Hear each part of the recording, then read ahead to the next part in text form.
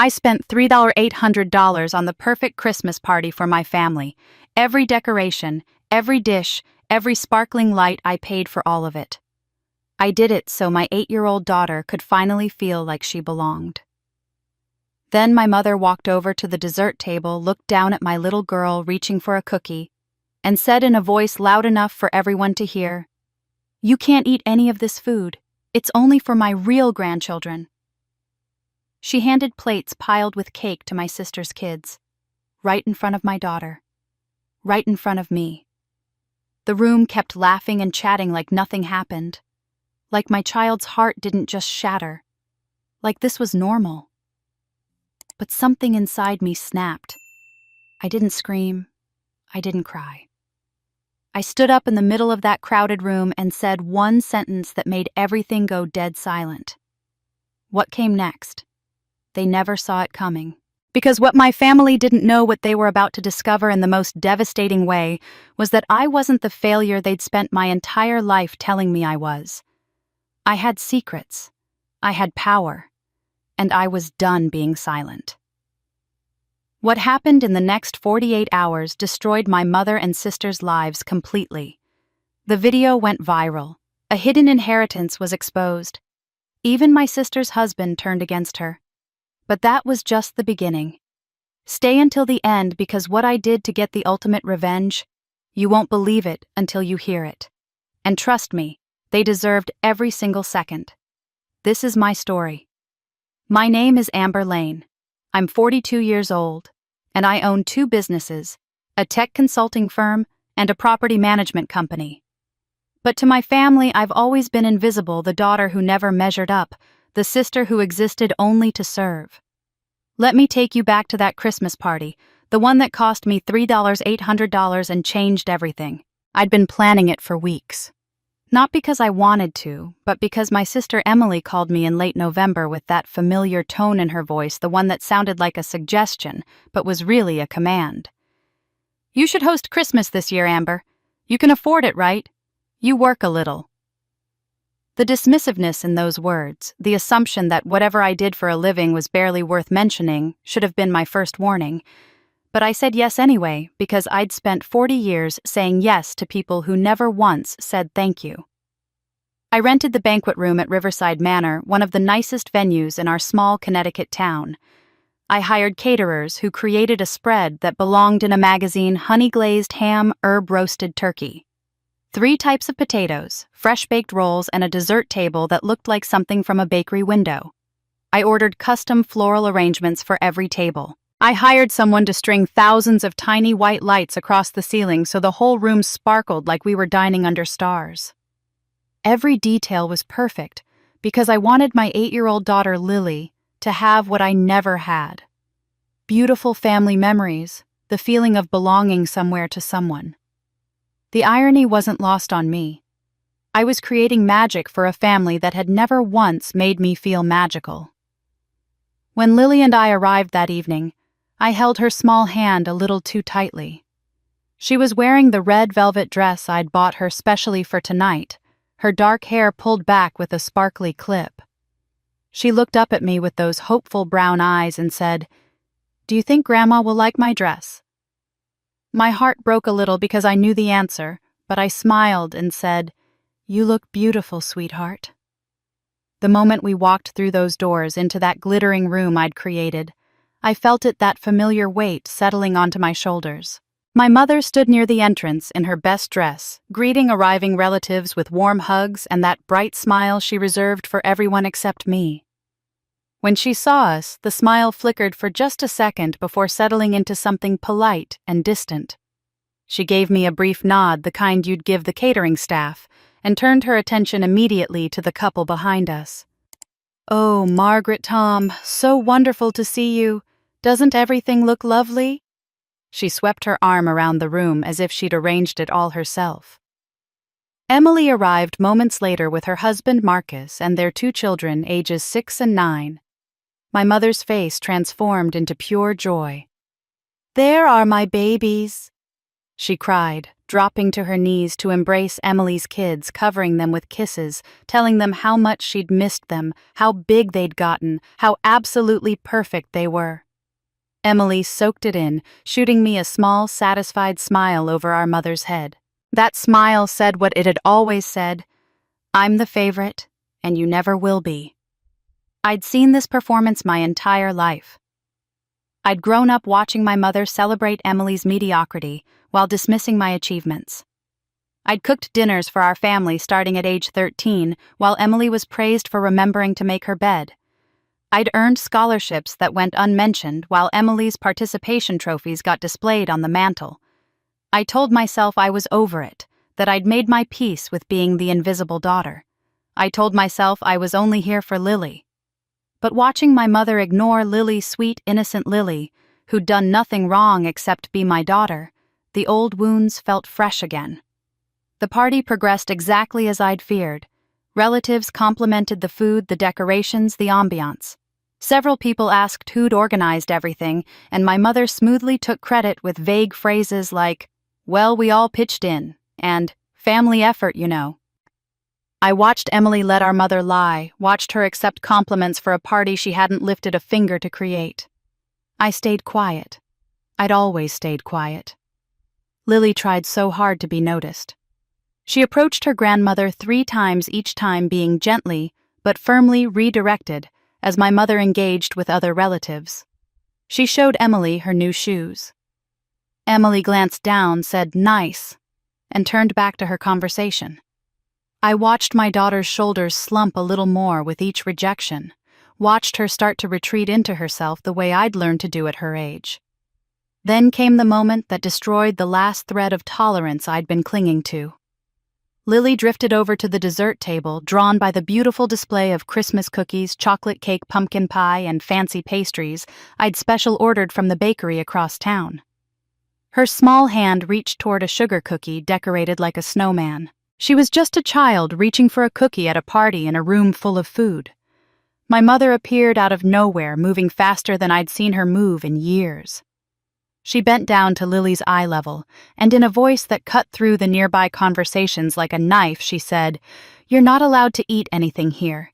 This food is for my real grandchildren." The words hung in the air. Several conversations stopped mid-sentence. I saw heads turn, eyes widen. My mother straightened up, called Emily's children over, and made a deliberate show of loading plates with cookies, cake, and treats, handing them to both kids with a warm smile.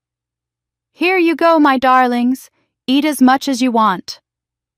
Lily stood frozen, her hand still half extended toward the cookie she'd never touched. Her face crumpled in confusion. "I'm not your grandchild," she asked in a tiny voice that shattered something fundamental inside my chest. No one answered her.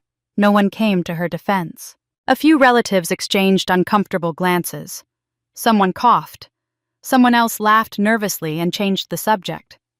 The room moved on as if a child's heart hadn't just been broken in front of everyone. But I couldn't move on. Not this time. And in that moment, something inside Amber cracked wide open. Standing in that glittering banquet hall, watching my daughter's confusion and pain, I wasn't just seeing this moment. I was seeing every moment that had led here. Every wound that had shaped me into someone who would accept this treatment, every lesson I'd learned about my place in this family. This wasn't new. This was the story of my entire life. I was 7 the first time I understood I was different from Emily. I'd won the county spelling bee, beating out kids 2 grades older than me. I came home with the trophy, practically vibrating with pride and excitement, and found my mother in the kitchen making dinner. "Mom, look, I won," I'd said, holding up the small golden trophy like it was the most precious thing in the world. She glanced over her shoulder, said, "That's nice, dear. Now go wash your hands for dinner," and went back to stirring the pot. The trophy sat on my dresser for years because there was no room for it anywhere else in the house.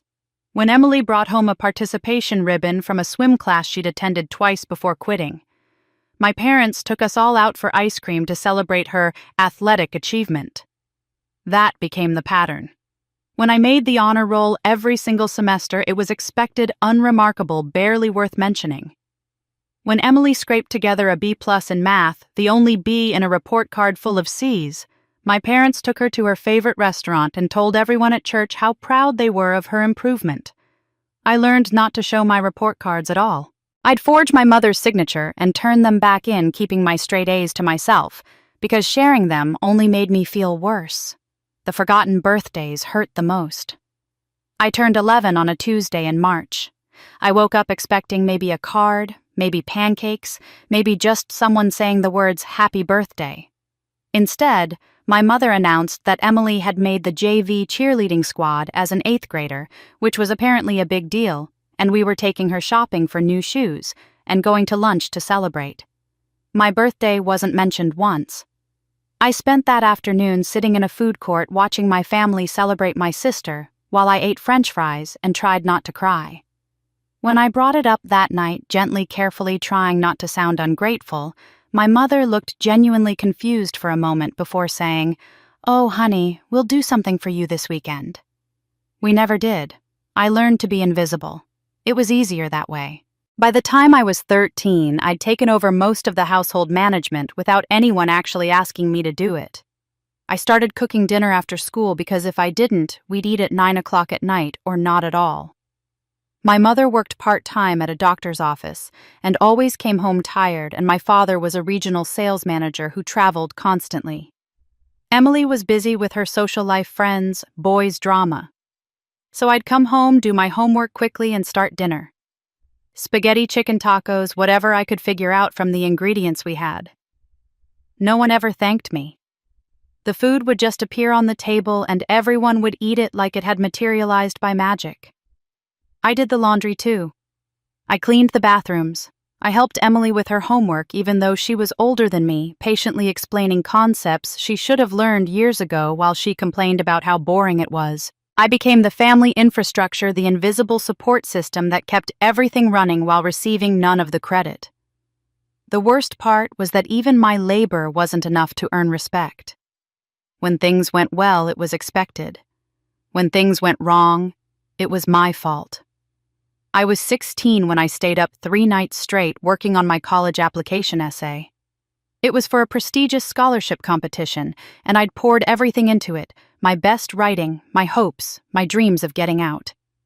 I left the final draft on the kitchen table while I took a quick shower. When I came back, Emily had spilled an entire glass of grape juice across it. The purple stain had soaked through 5 pages, rendering them completely illegible.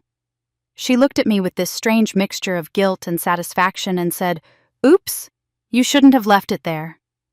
I'd expected my parents to be angry at her, to defend me, to acknowledge that this was deliberate sabotage. Instead, my mother sighed and said, "Amber, you know better than to leave important things lying around.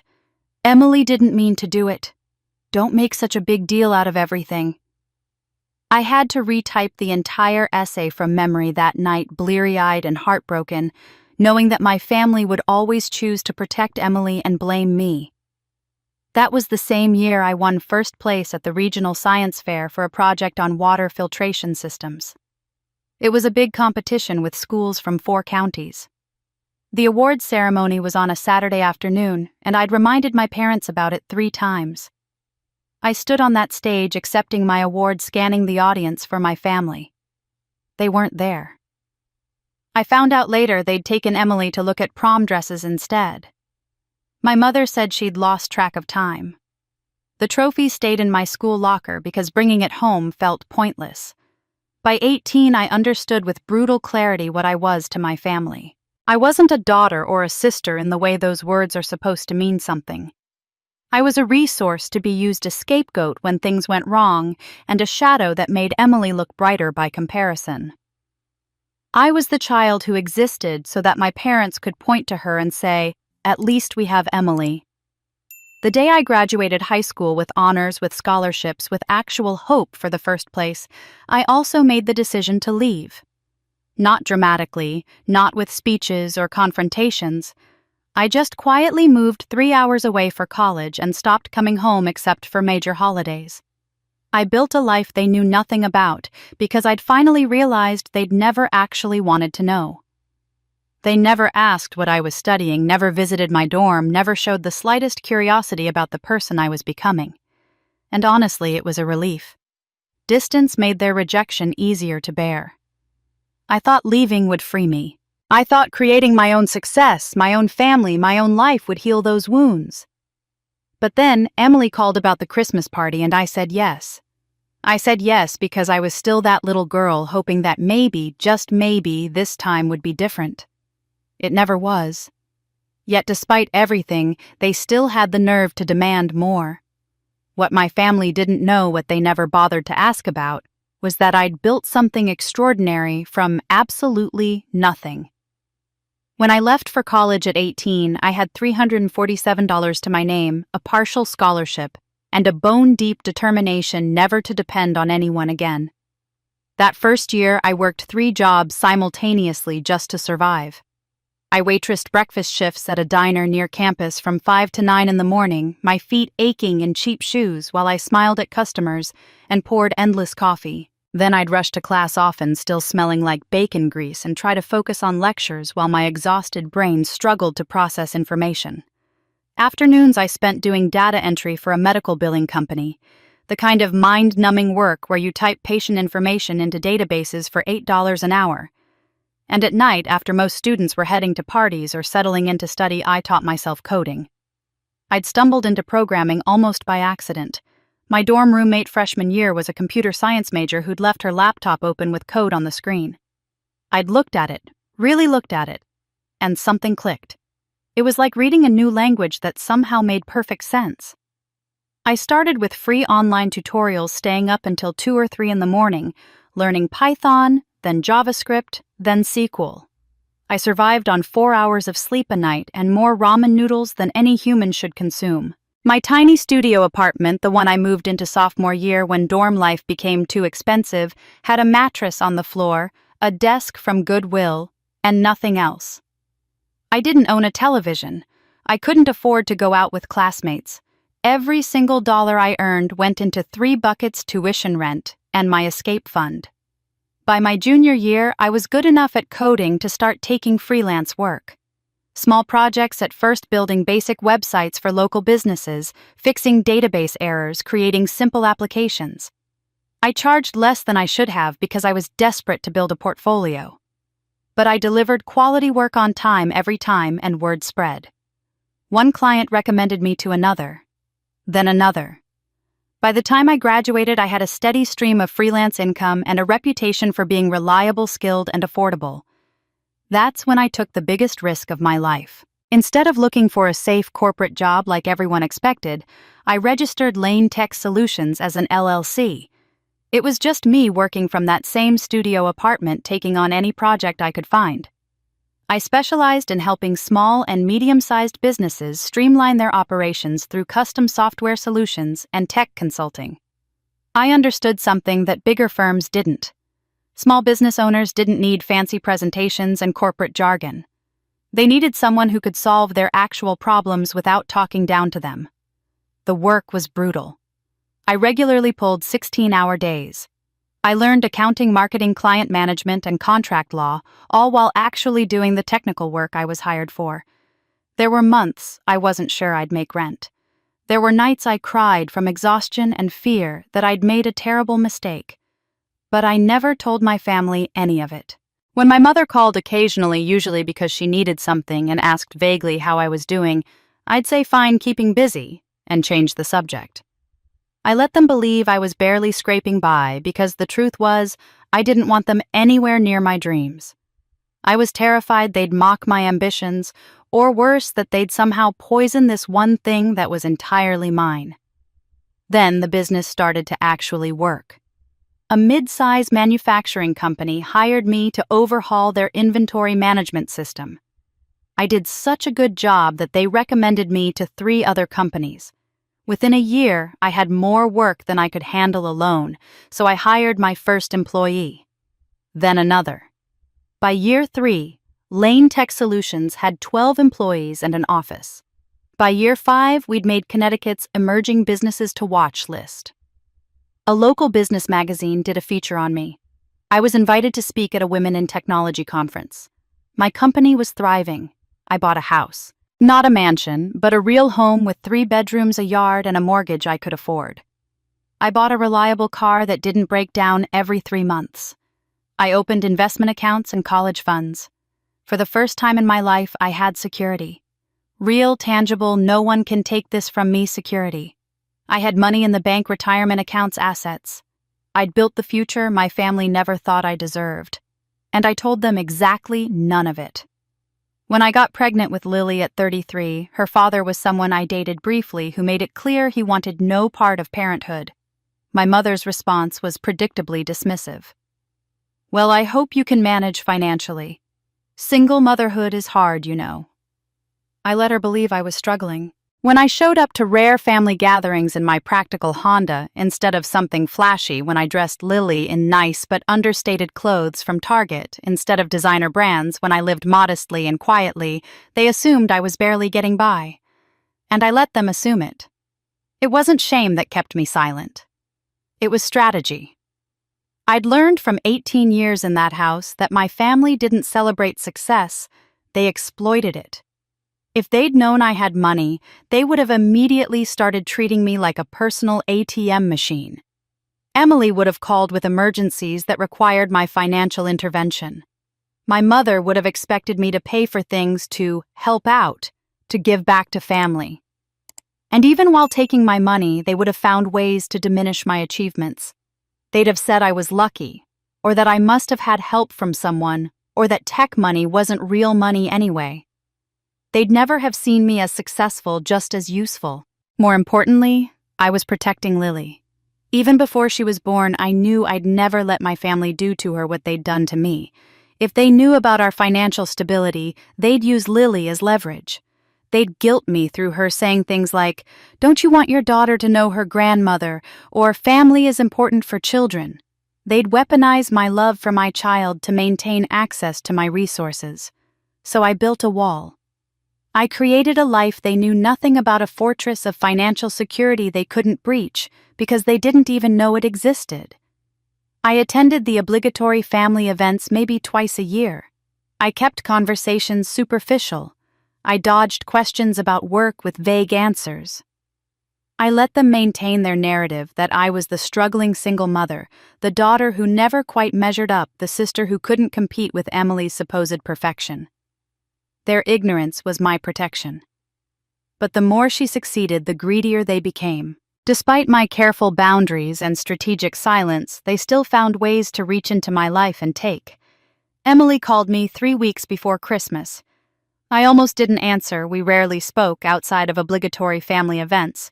But Lily was at a friend's house and I was between meetings, so I picked up. "Hey, Amber," she said in that breezy tone she used when she wanted something. "So, I've been thinking about Christmas this year. You should host the family party. You can afford it, right? You work a little." The casual dismissiveness in those words made my jaw tighten. You work a little.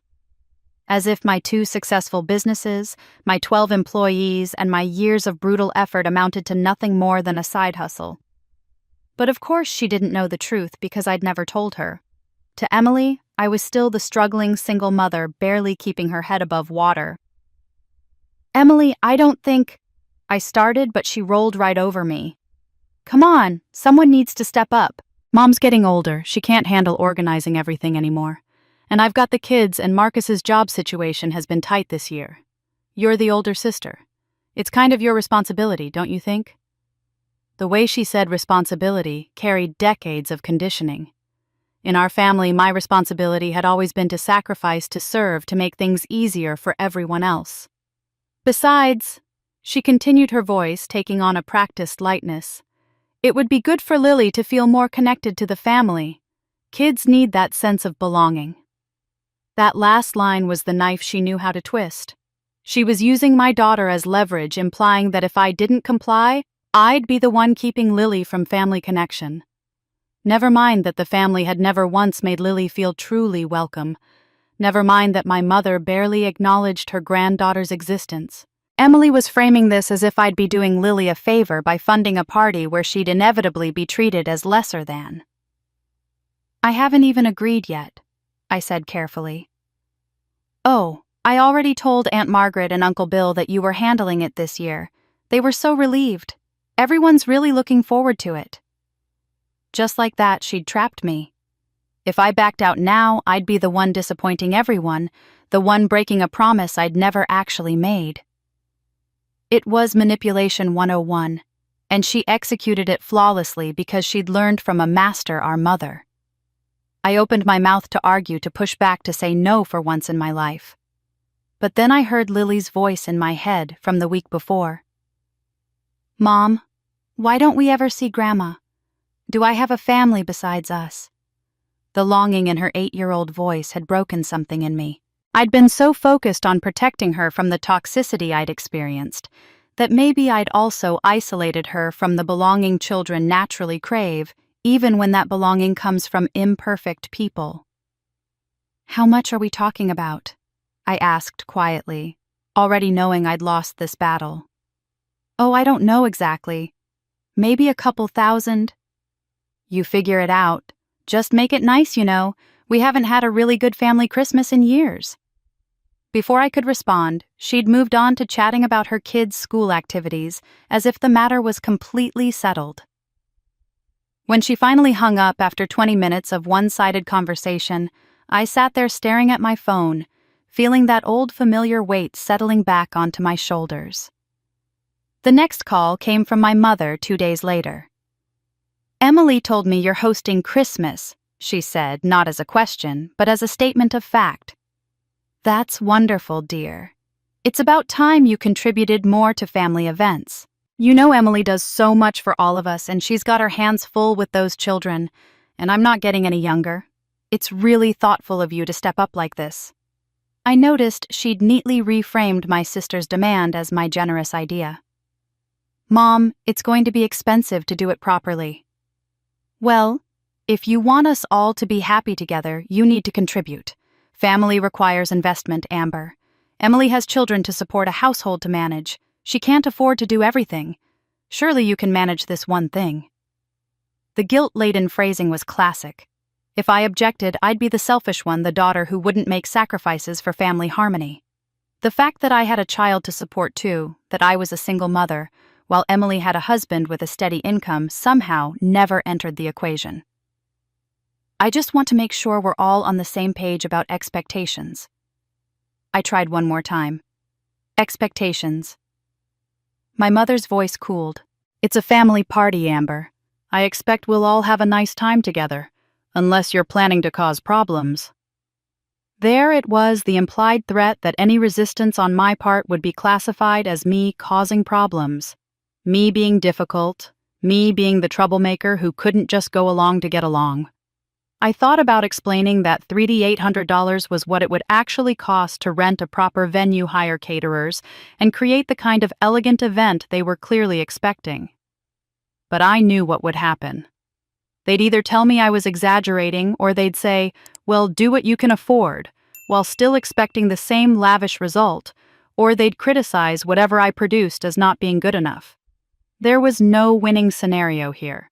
So instead I said, "It'll be nice, Mom. Don't worry." Over the next 3 weeks, I planned that party with meticulous care. I told myself I was doing it for Lily, to give her one perfect holiday memory with extended family. I told myself that maybe, just maybe, if I created something beautiful enough, if I proved myself generous and capable enough, they'd finally see me as valuable. I told myself I was choosing this, that I had agency in the decision. But the truth I wouldn't admit even to myself was that I was still that little girl desperately hoping for approval, still believing that if I just gave enough, sacrificed enough, tried hard enough, they'd love me the way I'd always needed them to. I wrote the checks. I coordinated with vendors. I approved menus and decorations. I handled every single detail while working full-time and raising Lily alone.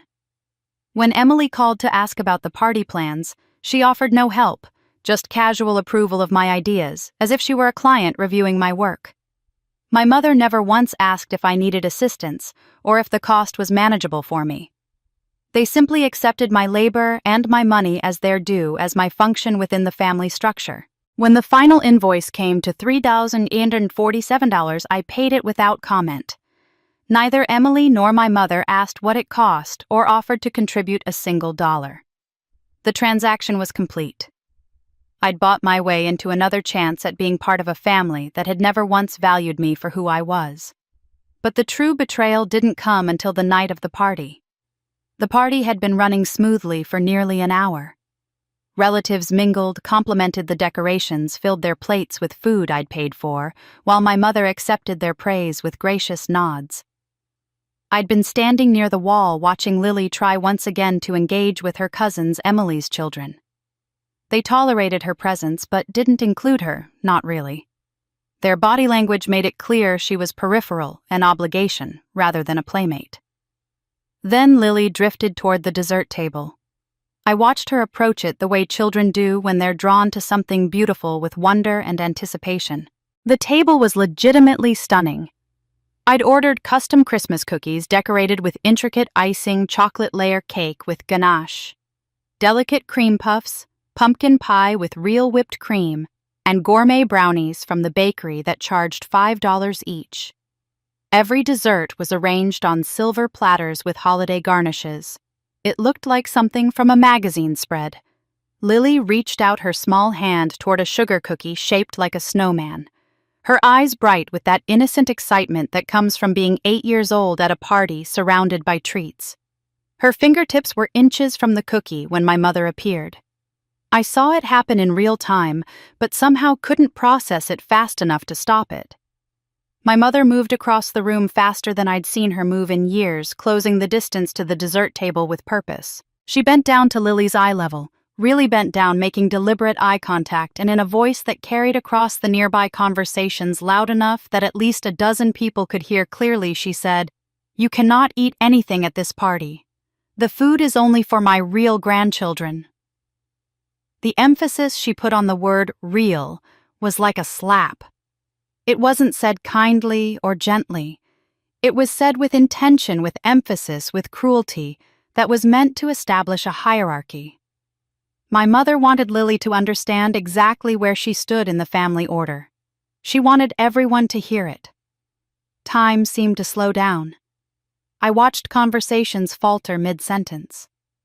I saw Aunt Margaret's eyes go wide. I saw Uncle Bill look down at his shoes. I saw Cousin Jennifer exchange a glance with her husband, something uncomfortable passing between them. But no one said anything. No one moved. They all just stood there, witnesses to the casual destruction of a child's sense of belonging. My mother straightened up and called out in a warm, loving voice, "Sophie Mason, come here, my darlings." Emily's children scampered over immediately, already grinning because they knew what was coming. They always knew. My mother loaded 2 plates with cookies, cake, brownies, and candies, making a grand show of it. "Here you go, my sweet angels. Take as much as you want. Grandma wants you to enjoy everything." She handed each child a overflowing plate, kissed their foreheads, and beamed at them with pure adoration. The contrast was surgical in its precision. 2 children showered with treats and affection. 1 child told she had no right to even touch the food. All of this happening within 5 feet of each other in front of an audience. Lily stood frozen. Her hand was still extended toward the cookie. She'd never touched her arm, suspended in the air like she'd forgotten how to move it. Her face went through several expressions in rapid succession: confusion, hurt, and then this terrible dawning understanding that something was deeply wrong. She looked up at her grandmother with eyes that were already filling with tears, and in a voice so small and broken that it physically hurt to hear she asked, "I'm not your grandchild." That question landed in my chest like a bullet. This innocent child who had done absolutely nothing wrong, who had gotten dressed up in her best dress and come to this party with hope in her heart, was being taught in real time that she was less valuable than other children simply because the adults around her had decided it should be so. She was learning that love and belonging could be arbitrarily withheld based on criteria she could never control or change. She was experiencing the same rejection I'd felt my entire childhood, except she was only 8 years old. My mother didn't answer Lily's question. She just turned away, ushering Emily's children toward a table, cooing over them, completely dismissing my daughter as if she were furniture. I looked around desperately, irrationally, hoping someone would intervene, that one person would have the decency to comfort my child or correct this obscene cruelty. But no one moved. Some relatives looked uncomfortable, shifting their weight, studying their drinks, suddenly fascinated by the decorations, but their discomfort didn't translate into action. They were all choosing the comfort of non-confrontation over protecting a child from emotional abuse. And then I saw Emily. She was standing near the beverage table and she was smirking. Actually smirking. She caught my eye for a brief second, and in that look was everything I needed to know. She'd known this would happen, maybe had even encouraged it, and she was enjoying it. She turned to her children and said loudly enough for Lily to hear, "Here, babies have some more cookies. Grandma wants you to have as many as you want because you're so special to her." That's when something inside me shattered and reformed into something else entirely. For 40 years, I'd absorbed this family's cruelty. I'd made excuses for it, rationalized it, told myself it wasn't that bad or that I was being too sensitive. I'd swallowed my hurt and my anger because keeping the peace seemed more important than defending myself. I'd been conditioned to believe that my role was to endure, to accept, to make myself smaller so others could feel bigger. But this wasn't about me anymore. This was about my daughter, my innocent, precious daughter, who deserved so much better than this. Watching Lily stand there with tears streaming down her face, still not understanding what she'd done wrong to deserve such rejection, I realized something with absolute clarity. Every time I accepted their mistreatment, I was teaching Lily to accept it too. I was modeling for her that this was normal, that this was what family looked like, that her worth was negotiable based on other people's cruelty. I was teaching her to be me, and I couldn't let that happen. In that crystallizing moment, everything changed. The old Amber, the one who swallowed hurt and kept quiet, died right there next to that dessert table. What rose in her place was a mother who would burn down the entire world before letting anyone hurt her child again.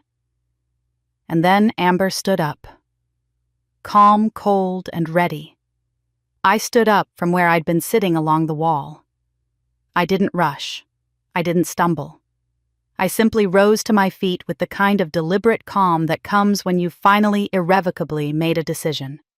My hands weren't shaking. My breathing was steady. I felt like I was watching myself from outside my body, observing this woman who looked like me, but was somehow entirely different, forged in the fire of watching her daughter's heart break. I didn't walk toward my mother or Emily. I didn't march over to comfort Lily, though every maternal instinct screamed at me to scoop her up and run. Instead, I just stood there in the middle of that glittering room I'd paid for, absolutely still, absolutely silent, and I looked at my mother with an expression I'd never allowed myself to wear before. No pleading, no hurt, no attempt to smooth things over. Just a flat, steady gaze that said everything without words. The silence that emanated from me was different than any quiet I'd ever carried. For 40 years, my silence had been submission acceptance, the muzzled compliance of someone who'd learned that speaking up only made things worse. But this silence was something else entirely. This silence had weight. This silence had teeth. This silence demanded that every person in that room stop what they were doing and pay attention. I watched it spread like ripples in a pond. The conversation nearest to me faltered. First, Aunt Margaret stopped mid-sentence about her new car, her voice trailing off as she noticed me standing there. Then Uncle Bill followed her gaze and went quiet. The silence spread outward in waves. People turned to look, trying to understand what had changed in the atmosphere, why the energy in the room had suddenly shifted from festive to something they couldn't quite name, but definitely felt. My mother glanced up from where she was fussing over Emily's children and saw me standing there. Our eyes locked. For maybe the first time in my entire life, I didn't look away first. I didn't drop my gaze or soften my expression to make her more comfortable. I just looked at her, really looked at her, and let her see that something fundamental had changed. I watched confusion cross her face, then irritation. She was used to my silence meaning capitulation. She didn't understand yet that this silence meant war. Emily noticed next. She'd been basking in the moment of Lily's humiliation, and now she saw me standing in the middle of the room with every eye slowly turning toward me. I saw the flash of alarm in her expression, quickly masked by defensive mockery. "Oh, here we go," she said loudly, forcing a laugh that came out brittle and artificial. "Drama queen strikes again. Always so sensitive, aren't you, Amber? Can't just let people enjoy themselves without making everything about you." The laugh she attempted after this proclamation died in her throat because I didn't react. I didn't defend myself, didn't argue, didn't give her the response she was fishing for. I just kept standing there, kept maintaining that same level unbreaking eye contact with our mother. My silence in the face of Emily's mockery made her words hang in the air, exposed and ugly, where everyone could examine them, without my usual rush to smooth things over or apologize for existing. Emily tried again, her voice rising slightly with an edge of nervousness she couldn't quite hide. "What are you just going to stand there staring? That's super weird, Amber. You're making everyone uncomfortable." But the tremor in her voice betrayed her. She was the one who was uncomfortable. She was the one who suddenly didn't know what script we were following anymore. Around the room, I could feel the growing unease. Several relatives shifted their weight, exchanged glances with each other, tried to figure out if they should intervene or stay quiet. These were people who'd spent years watching me be diminished, and had said nothing because my submission made their own positions easier. They'd benefited from my silence, from my acceptance of mistreatment, because it meant they never had to make uncomfortable choices about whose side to take. But now that silence had transformed into something that unsettled them deeply. My cousin Robert cleared his throat. His wife touched his arm, shaking her head slightly, warning him not to get involved. Aunt Margaret looked at Uncle Bill, a silent conversation passing between them. "Do we say something? Do we pretend this isn't happening? What's the protocol when the family scapegoat stops accepting the role?" But I wasn't looking at any of them anymore. My gaze had moved from my mother to Lily. My daughter was standing near the dessert table, still tears on her cheeks, her small hands clasped together in front of her chest.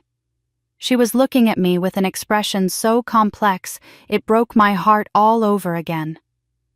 There was fear there. Yes, but also something else. Something I'd never seen in her face before. Hope. Desperate, fragile, barely daring to exist hope that maybe, just maybe, her mother was finally going to do something about the way they treated us. She needed me to be brave. She needed to see that someone, just one person, thought she was worth defending. She needed to learn that love meant protection, not passive acceptance of cruelty.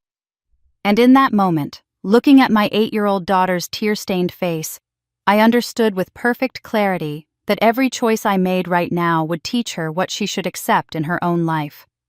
If I backed down, if I apologized, if I made this smaller to keep the peace, I'd be teaching her that her worth was negotiable, that people could hurt her and face no consequences, that being family gave people permission to be cruel. I couldn't do that to her. I wouldn't. The room had gone almost completely silent now. Even the few people who'd tried to restart conversations had given up, sensing that something significant was happening, even if they didn't understand what. The only sounds were the gentle holiday music playing from the speaker system I'd arranged, and the uncomfortable shuffling of feet on carpet. My mother straightened up, releasing Emily's children, and faced me fully. "Amber, what on earth is wrong with you? You're being very dramatic, and it's quite unnecessary. Stop this nonsense right now." Her voice carried that familiar tone of command, the expectation that I would immediately comply the way I always had, the way I was supposed to. But I didn't comply. I didn't move. I didn't apologize. I just kept standing there, and in my continued silence, I felt something shift in the room's power structure. For the first time in 4 decades, I wasn't the one who was afraid. They were. Then Amber opened her mouth, and everything shifted. When I finally spoke, my voice didn't waver. It cut through that suffocating silence like a knife through silk, clear and steady and absolutely certain. "I paid for this party," I said. The words landed in the quiet room with startling force. I paid the entire $3,800 for everything you see here tonight. Every single dollar. The venue rental at Riverside Manor. The catering, every piece of ham, every serving of potatoes, every dinner roll. The desserts you're eating, the flowers on these tables, the white lights strung across the ceiling, the rental chairs you're sitting on, all of it. I organized it, I coordinated it, I paid for it. This party exists because I made it happen. I watched the room absorb this information. Cousin Jennifer's wineglass slipped from her fingers and shattered on the floor. The sound sharp in the silence, but she didn't even look down at it. Aunt Margaret's hand flew to her mouth. Uncle Bill's eyebrows shot up so high they nearly disappeared into his hairline.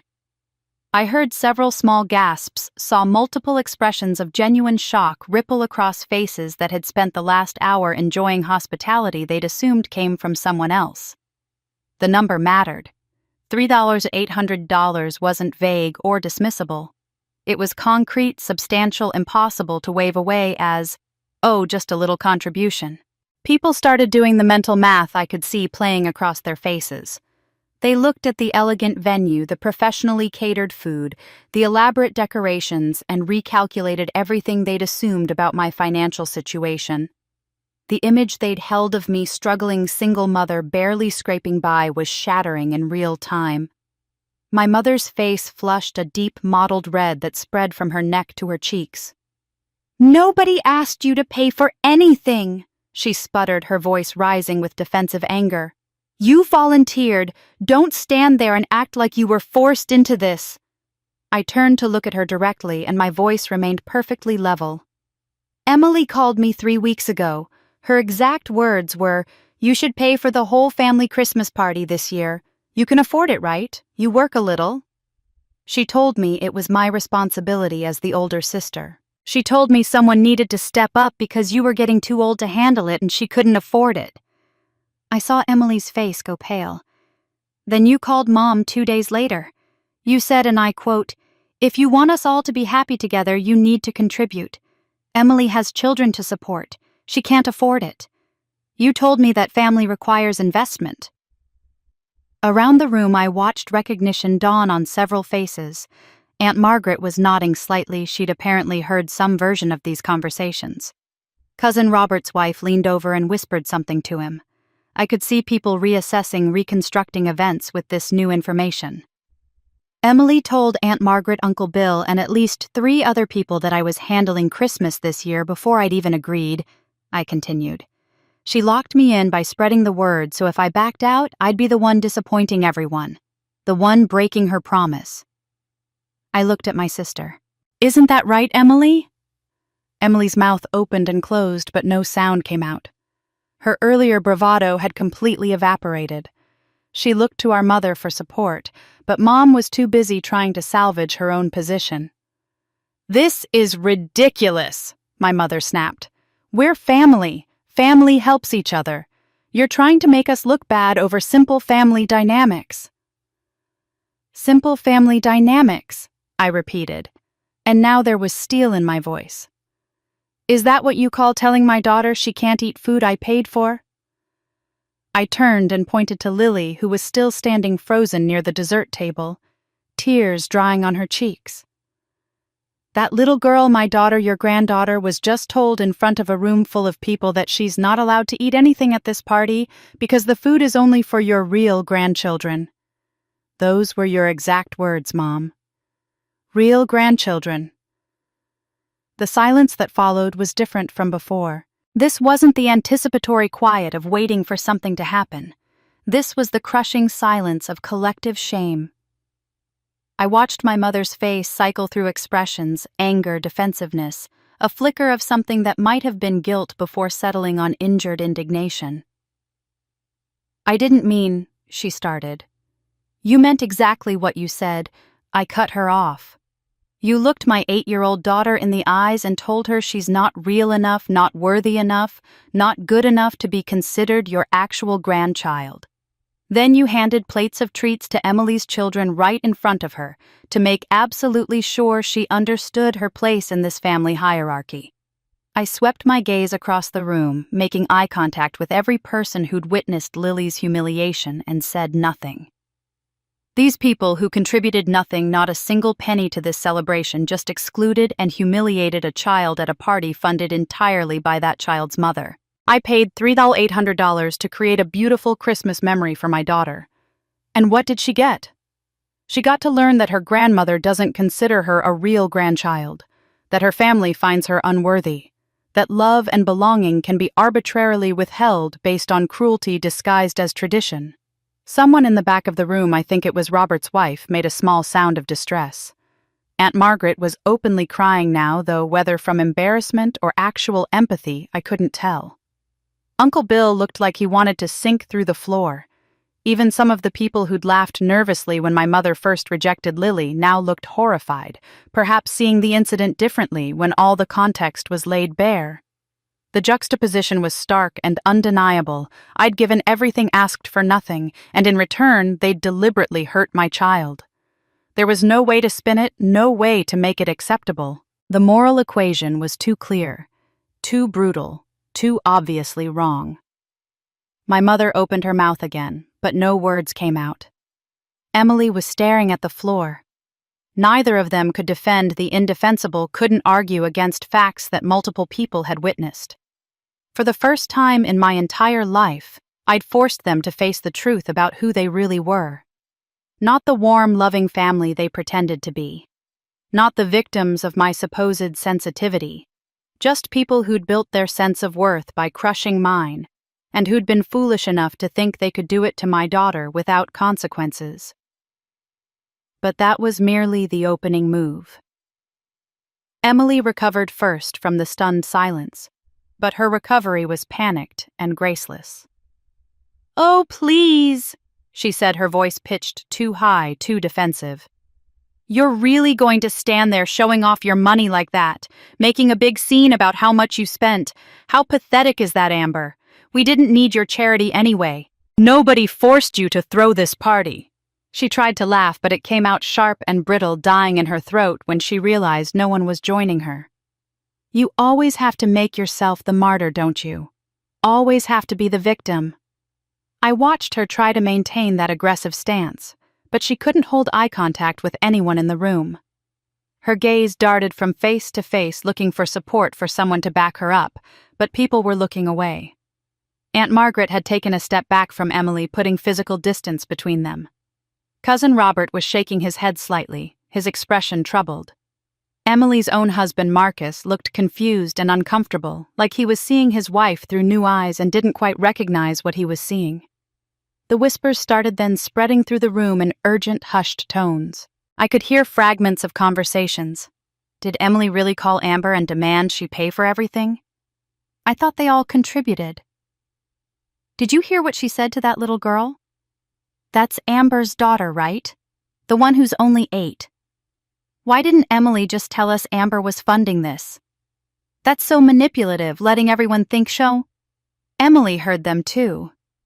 I watched her face flush deeper with each whispered question, watched panic replace her false bravado.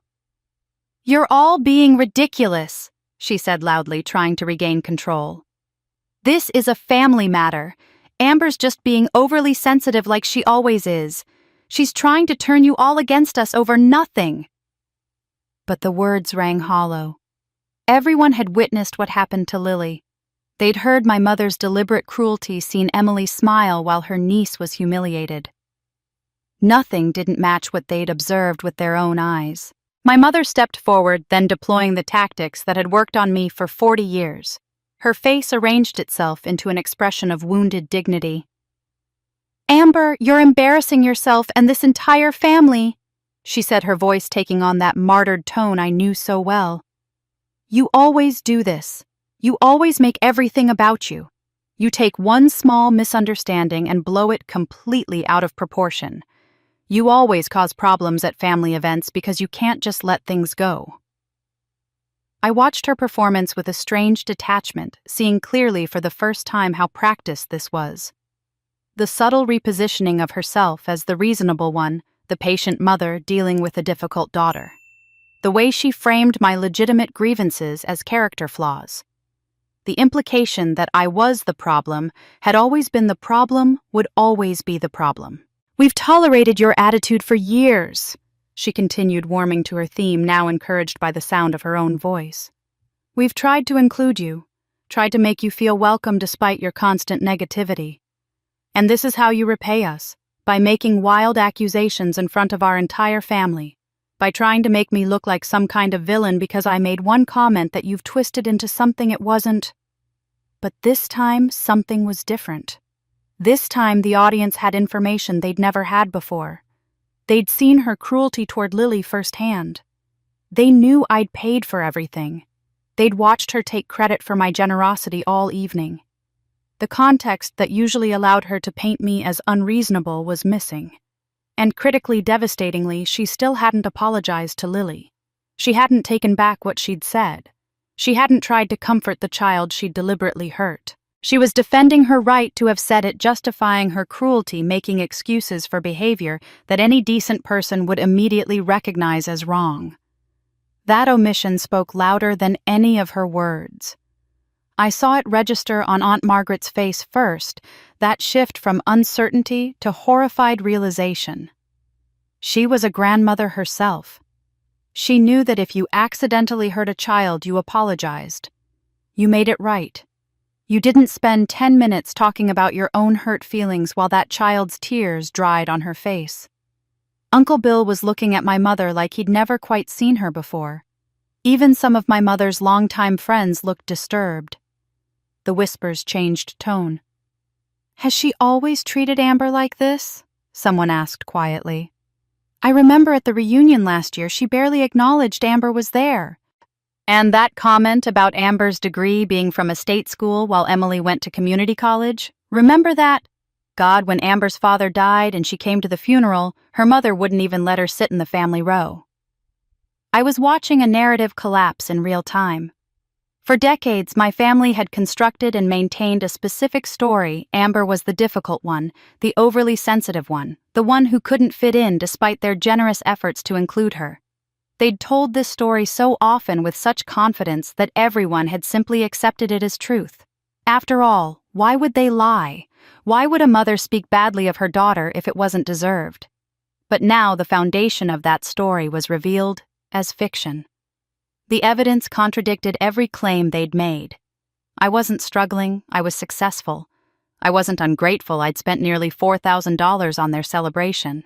I wasn't causing problems, I was responding to deliberate cruelty toward my child. Every piece of the narrative they'd built to justify their treatment of me was proving false, and the witnesses to this revelation were having to reconstruct years of interactions with this new information. Emily saw it happening, watched her social standing disintegrating by the second, and lashed out again. "Fine, you want to know the truth? The truth is, you've always been jealous of me. You've always resented that Mom and Dad loved me more. So now you have some money, and you think you can buy respect. You think you can humiliate us to make yourself feel better." Her voice was rising, becoming shrill with desperation. Marcus put a hand on her arm. "Emily, maybe we should—" he started, but she shook him off violently. "No, she doesn't get to do this. She doesn't get to act like she's better than us just because she paid for a stupid party." Emily was spiraling now, saying the quiet parts loud, revealing truths that were supposed to stay hidden behind polite family facades. And that's when I understood something profound. They hadn't just devalued me. They'd needed to devalue me. Their entire sense of self-worth was built on the foundation of being better than me, more loved than me, more deserving than me. If I was successful, capable, generous, and right, then what did that make them? If I wasn't the problem, then who was? The false narrative wasn't just convenient for them, it was essential to their identity. And I was watching it crumble into dust. And Amber decided it was time the whole truth came out. I let their panic and defensiveness hang in the air for a moment before I delivered the next blow. My voice remained calm, almost conversational. The $3,800 I spent on this party tonight, I could have paid 10 times that amount without even thinking twice about it. The statement landed like a physical force. I watched the words register, watched comprehension dawn. Slowly watched faces transform with shock. I own 2 businesses. I continued into the absolute silence. Lane Tech Solutions, a technology consulting firm with 12 full-time employees and contracts with major corporations across 3 states. And Lane Property Management, which oversees investment properties in Connecticut and Massachusetts. Between them, they generate revenue that puts me in the top 5% of earners in this state. My personal assets are in the 7 figures. I own my home outright. I have investment accounts, retirement funds, and college savings for Lily that will put her through any university she chooses. Emily's mouth fell open, actually physically dropped, as if her jaw had come unhinged. I watched her face go from flushed red to chalk white in the span of seconds. Her hands, which had been gesticulating wildly moments before, froze mid-air. My mother's face was even more fascinating to observe. Shock hit first, her eyes widening, her posture going rigid. Then disbelief, as if her brain was refusing to process information that contradicted decades of assumptions. And finally, something darker and uglier crystallized in her expression, rage intermingled with bitter, corrosive envy.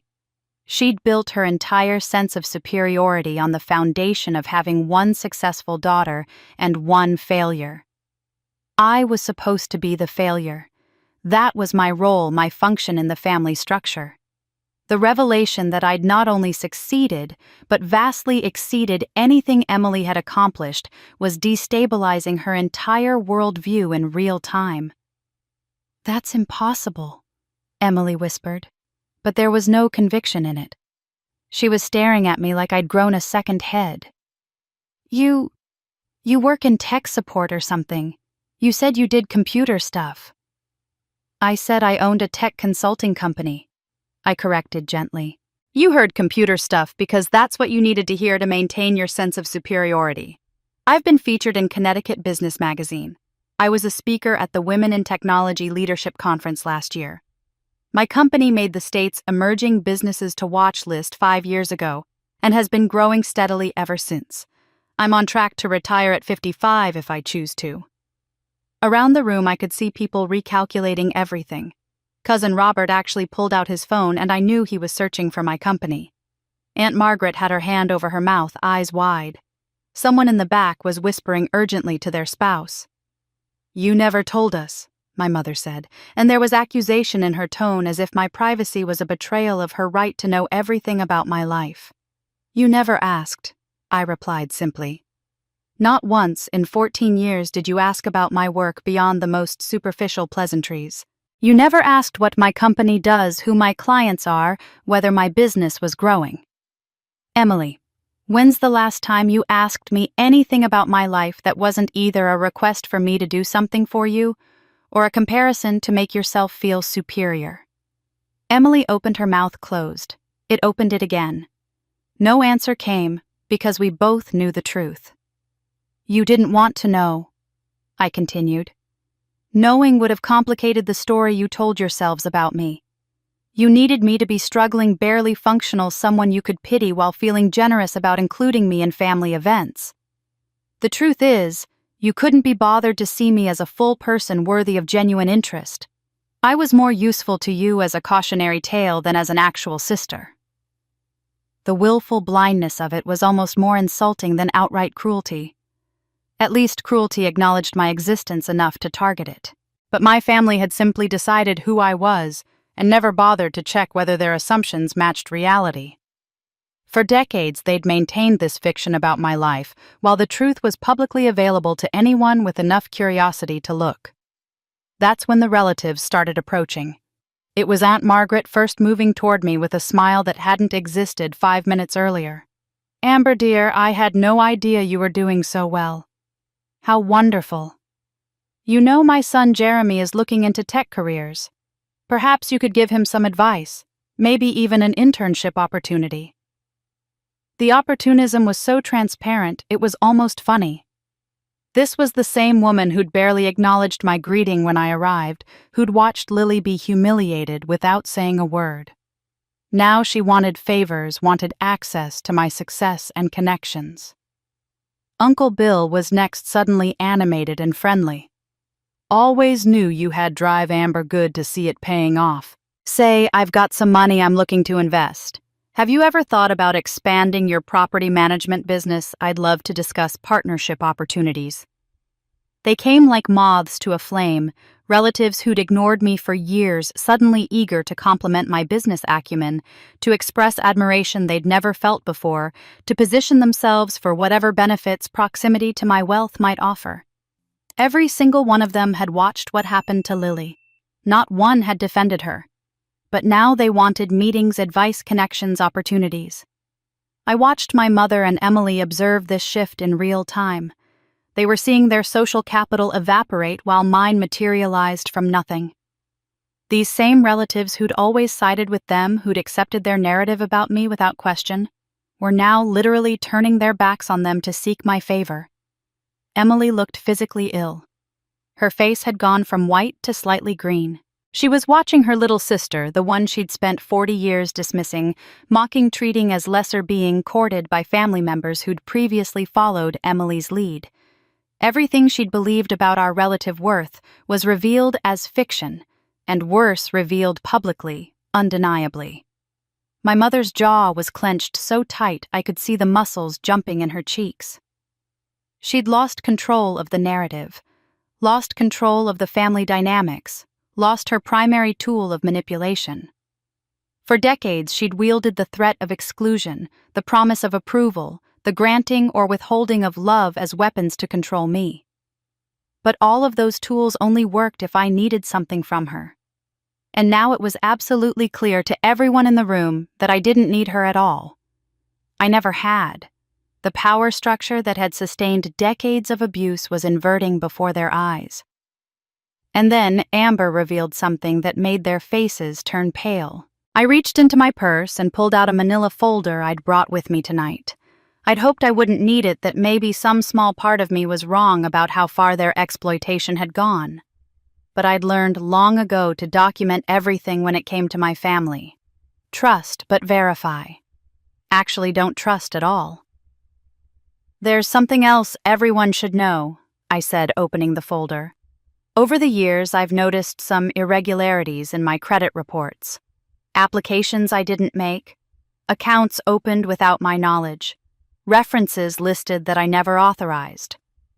I pulled out the first document, a loan application from 3 years ago. This is a personal loan application from First National Bank. The cosigner listed is me. My name, my social security number, my old address from when I was in college. Except I never co-signed this loan. I never even saw this application until I ordered my credit report last year and found it there. My mother's face shifted from indignation to something closer to alarm. That's ridiculous. You're making things up now. I have the documentation right here, I said calmly, holding up the paper. Complete with the signature that's supposedly mine, but doesn't actually match my signature. Anyone want to compare? I pulled out another document. Here's a credit card application using my information and my old address to establish residency requirements. And here, I produced another sheet, is a rental reference form listing me as a character witness and previous landlord for Emily, complete with a phone number that was never mine. The apartment complex called the number, thinking they were calling me to verify Emily's rental history.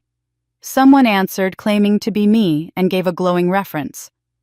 I could see Emily's face cycling through expressions, confusion, recognition, then poorly concealed guilt.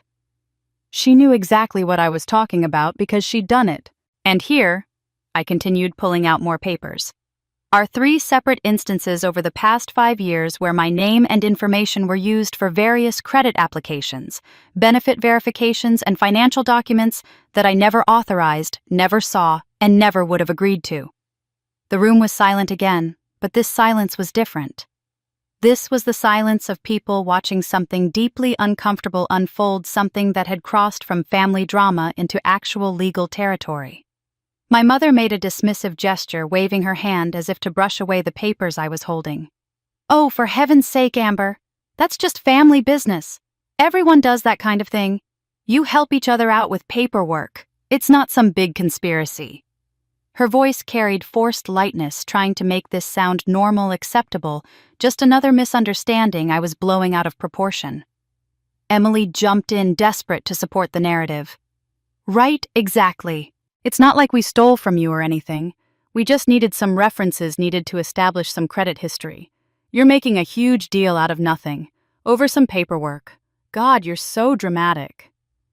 I looked at them both, these women who'd spent my entire life making me doubt my own perception of reality, and I felt nothing but a cold, clear certainty. What you're describing is identity theft, I said evenly. Unauthorized use of someone's personal information for financial gain. It doesn't matter if it's family. It doesn't matter if you think it's minor. Using someone's identity without permission to obtain credit references or financial benefits is fraud. It's a crime. Crime? My mother's voice pitched higher. Now you're accusing us of crimes, your own family. I'm stating facts, I replied. These aren't opinions. These are legal definitions. When you use someone's social security number without permission to co-sign a loan, that's fraud. When you forge someone's signature on financial documents, that's fraud. When you impersonate someone to provide false references, that's fraud. I kept my voice level, professional, like I was explaining a business contract rather than accusing my family of criminal behavior.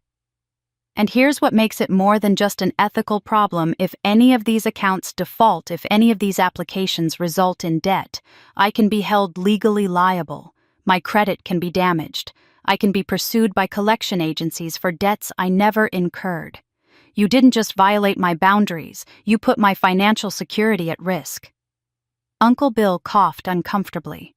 Several other relatives were staring at the floor, clearly wishing they were anywhere else.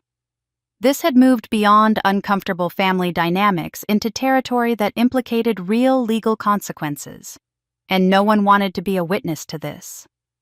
But we're family, my mother said, and now there was a pleading edge in her voice. Family helps each other. You don't press charges against family over things like this. Things like this, I repeated. You mean identity theft, fraud, criminal misuse of personal information. I let those words sit in the air for a moment. The fact that you can't even name what you did tells me how normalized this exploitation has become for you. You've spent so long treating me as a resource to be used that you genuinely don't understand why this is wrong. Emily's face had gone from green to almost gray. She knew her finances were precarious. She knew she couldn't afford scrutiny. Amber, come on, she said, and her voice was shaking now. Don't do this. You're going to ruin everything over some stupid forms. I'm not ruining anything, I said quietly. You already did that. I'm just refusing to be complicit anymore.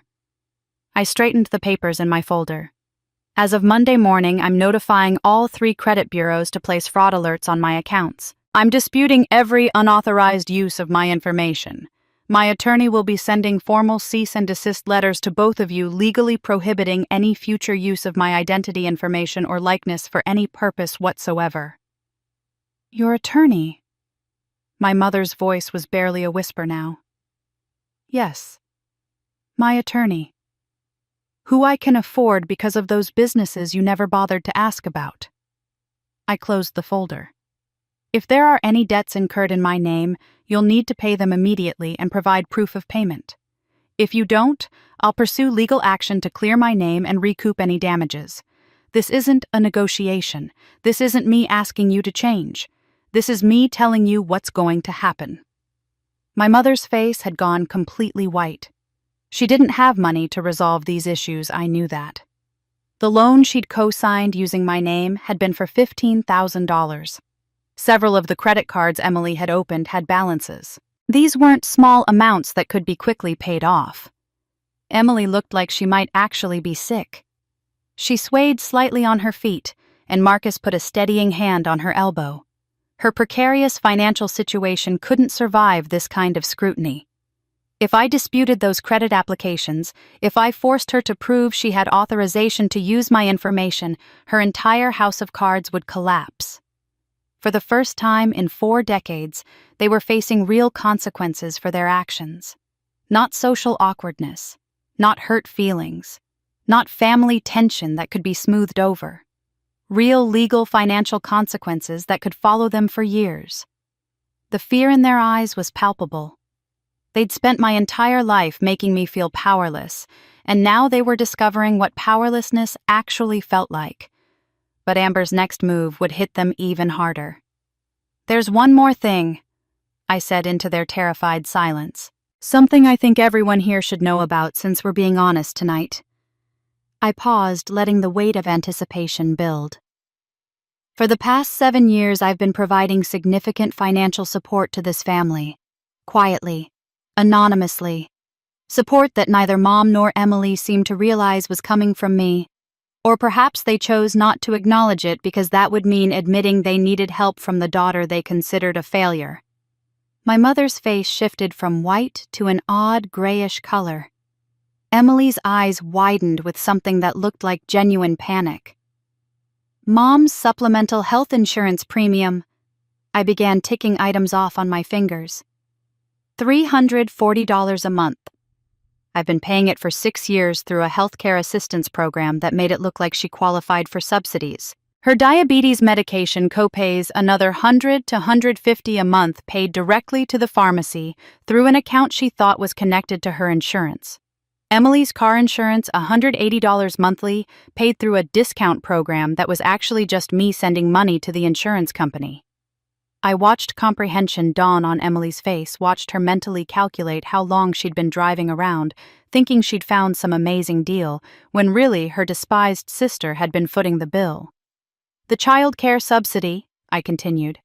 $600 a month for the past 3 years, routed through a fund that Emily believed was a state assistance program. Those occasional emergency payments that somehow always appeared right when you needed them, the $1,200 for the car repair last year, the $800 for the emergency dental work, the $2,000 when Emily's furnace broke in January, all of it came from me. It came from... Aunt Margaret gasped audibly. Uncle Bill was shaking his head in disbelief. I could see relatives doing mental math, calculating just how much money I'd poured into supporting people who'd spent decades treating me with contempt. All told, I've provided approximately $70,000 to $80,000 in financial support over the past 7 years, I said. I did it through third parties and anonymous channels specifically so you could maintain your dignity, so you could pretend you were managing on your own. And more importantly so, you wouldn't have the opportunity to demand more while still treating me like garbage. "That's not..." my mother started, but I cut her off. "It is true. I have records of every payment. Bank transfers, receipts, correspondence with the programs and services I used to funnel money to you. I documented everything because some part of me knew this day would eventually come." Emily found her voice then, and it came out as a near shriek. "You can't just stop. I need that money. What am I supposed to do about childcare? How am I supposed to keep my car insured?" "Do you want my kids to suffer? Is that what you want?" The desperation in her voice was raw and ugly. The mask of superiority had completely fallen away, replaced by the truth she'd hidden under years of mockery. She was barely holding on financially, and I was the only thing keeping her afloat. The irony wasn't lost on anyone in the room. This was the sister who'd spent 40 years treating me as less than, who'd dismissed my accomplishments, who'd smiled while her mother humiliated my daughter. And she'd been surviving on my charity the entire time. My mother tried to salvage some dignity. "We don't need anything from you," she said, but her voice quavered badly. "We've been fine without you. We'll continue to be fine." "Mom," I said quietly, "you're on a fixed income that doesn't cover your medical expenses. Without my help, you'll be choosing between medications and food within 3 months. Emily, you're in the middle of a divorce, unemployed, and have been living beyond your means for years. You won't make it through summer without the support I've been providing." The truth of those statements hung in the air, undeniable. "As of tonight, all of that support ends," I said clearly. "Every payment, every subsidy, every anonymous assistance, it all stops. You'll receive formal notice from my attorney's office, but I'm telling you now so you can plan accordingly." "You can't do this," Emily said, and now she was crying. "You can't just abandon family when we need you. The word abandon almost made me laugh. Abandon you. The way you abandoned me at every school event, every achievement, every moment I needed support. The way you abandoned Lily tonight, watching her be humiliated and saying nothing. That kind of abandonment. We're your family, my mother said desperately. Blood is thicker than water. You have obligations. No, I interrupted, and my voice was steel. I don't. For 40 years, I've fulfilled obligations that were never reciprocal. I've given and given and given while receiving nothing but contempt in return. That ends tonight. I walked over to Lily, who was still standing near the dessert table, and took her small hand in mine. Her fingers gripped mine tightly, and I felt her trembling slightly. From this moment forward, I said, turning to address not just my mother and Emily, but the entire room. I'm prioritizing the family I've built, Lily, and our happiness, not the toxic people who spent decades telling me I wasn't enough. You had 40 years to treat me like I mattered. You chose not to. Every single day you chose cruelty over kindness. You chose exploitation over appreciation. You chose to diminish me because it made you feel bigger. Those choices have consequences. I started walking toward the exit, Lily's hand secure in mine. Behind me, I could hear my mother calling my name, Emily's desperate voice rising in protest. But I didn't turn around. I kept walking. And then something remarkable happened. As I moved through the crowd of relatives, people stepped aside, actually moved out of my path. It wasn't just physical space they were giving me, it was something else. Respect, recognition. Several people met my eyes and gave small nods. Aunt Margaret touched my arm gently as I passed, a gesture of support she'd never offered before. I pushed open the door to the banquet hall and walked out into the cold December night with my daughter. Behind me, I could still hear voices raised in conflict, the sound of my mother and Emily's world collapsing in real time. The psychological foundation they'd built on my subservience was crumbling entirely, and there was nothing they could do to stop it. We'd made it to my car when Lily finally spoke. Mom, are we really never going back? I knelt down to her level the same way my mother had when she'd delivered her cruelty, but my intention was the opposite. No, baby, we're never going back. Is that okay with you? She threw her arms around my neck. Yes, she whispered. Yes, it's okay. And soon the whole town would know what they'd done. 3 days passed in relative quiet. Lily and I spent them cocooned in our home, decompressing from the emotional intensity of that Christmas party. We baked cookies together, watched movies, talked about what had happened in age-appropriate terms. She asked me questions, good questions about why people hurt each other, about whether we'd ever see Grandma again, about whether what happened was her fault. I answered each one honestly, carefully making sure she understood that cruelty was never the victim's fault. On the 3rd day, my phone started buzzing incessantly. Text messages, missed calls, notifications piling up faster than I could check them. I picked up the phone confused and saw a message from my college roommate Sarah, who still lived in town. Oh my God, Amber, have you seen this? The video is everywhere. My stomach dropped. What video? She sent me a link to a local Facebook community group. I clicked it, and there it was. The video had been filmed by Mrs. Chen, an elderly woman I vaguely remembered from the party, someone's friend, quiet and kind-faced. Apparently, she'd been recording the beautiful decorations and festive setup panning across the dessert table I'd spent so much money creating. The footage was innocent enough at first, twinkling lights, elegant platters of food, the murmur of pleasant conversation in the background. Then the camera caught Lily, my 8-year-old daughter, reaching for a cookie with pure childhood joy on her face. And then my mother swooping in, bending down, her voice cutting through the ambient noise with devastating clarity. You cannot eat anything here. This food is for my real grandchildren. The audio was crystal clear. There was no ambiguity, no room for misinterpretation. You could hear the emphasis on real, hear the deliberate cruelty in her tone. The camera caught Lily's face as confusion and hurt flooded her features. It captured my mother straightening up and calling Emily's children over the theatrical way she loaded their plates with treats, while Lily stood frozen, her hand still extended toward the cookie she'd never touched. Mrs. Chen's voice came through on the recording, soft and horrified. "Oh my goodness, did she really just—" And then the video ended. The post had been shared 847 times. It had over 50,000 views. The comments section had exploded. According to Sarah's follow-up message, Mrs. Chen had initially only shown the video to a few close friends, saying she couldn't believe someone would treat a child like that. But those friends had shared it. And their friends had shared it. And within 72 hours, it had spread through every local Facebook group, community page, and social network in our small Connecticut town and beyond. Someone had added text overlay, "Local grandmother publicly discriminates against grandchild. At $3, $800, party she didn't even pay for." Another share had the caption, "Child humiliated at family Christmas, while mother who funded event watches the full story," in comments.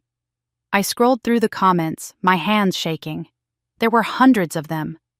"This is absolutely disgusting. That poor child. I know this family. The grandmother always acted so sweet at church. This is her true face. Somebody find out who the mother of that little girl is and give her a medal for not physically attacking that awful woman. The fact that Amber paid for everything and they still treated her daughter like this, I'm speechless." I worked with Emily years ago. She always talked about her sister like she was a loser. Turns out Emily's been living off her loser sister's money this whole time. The hypocrisy. This isn't just mean. This is psychological abuse of a child. Someone should report this family to CPS. But there were other comments too, ones that made my throat tight.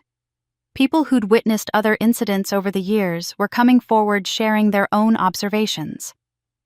I remember at the school fundraiser 5 years ago, the grandmother completely ignored Amber while gushing over Emily. I thought it was strange then. I saw them at a restaurant once. The mother literally moved seats so she wouldn't have to sit next to Amber. Emily laughed about it. Amber Lane is one of the kindest, most professional business owners in this state. I've contracted with her company. The fact that her own family treats her like this is heartbreaking. The video was providing public, undeniable proof that I hadn't been exaggerating, hadn't been too sensitive, hadn't been dramatic. My family really was this cruel. And now everyone could see it. Over the next few days, I heard through various sources what was happening to my mother and Emily. I didn't seek out this information. People brought it to me, thinking I'd want to know, perhaps thinking I'd find it satisfying. My mother had gone to the grocery store and been recognized immediately.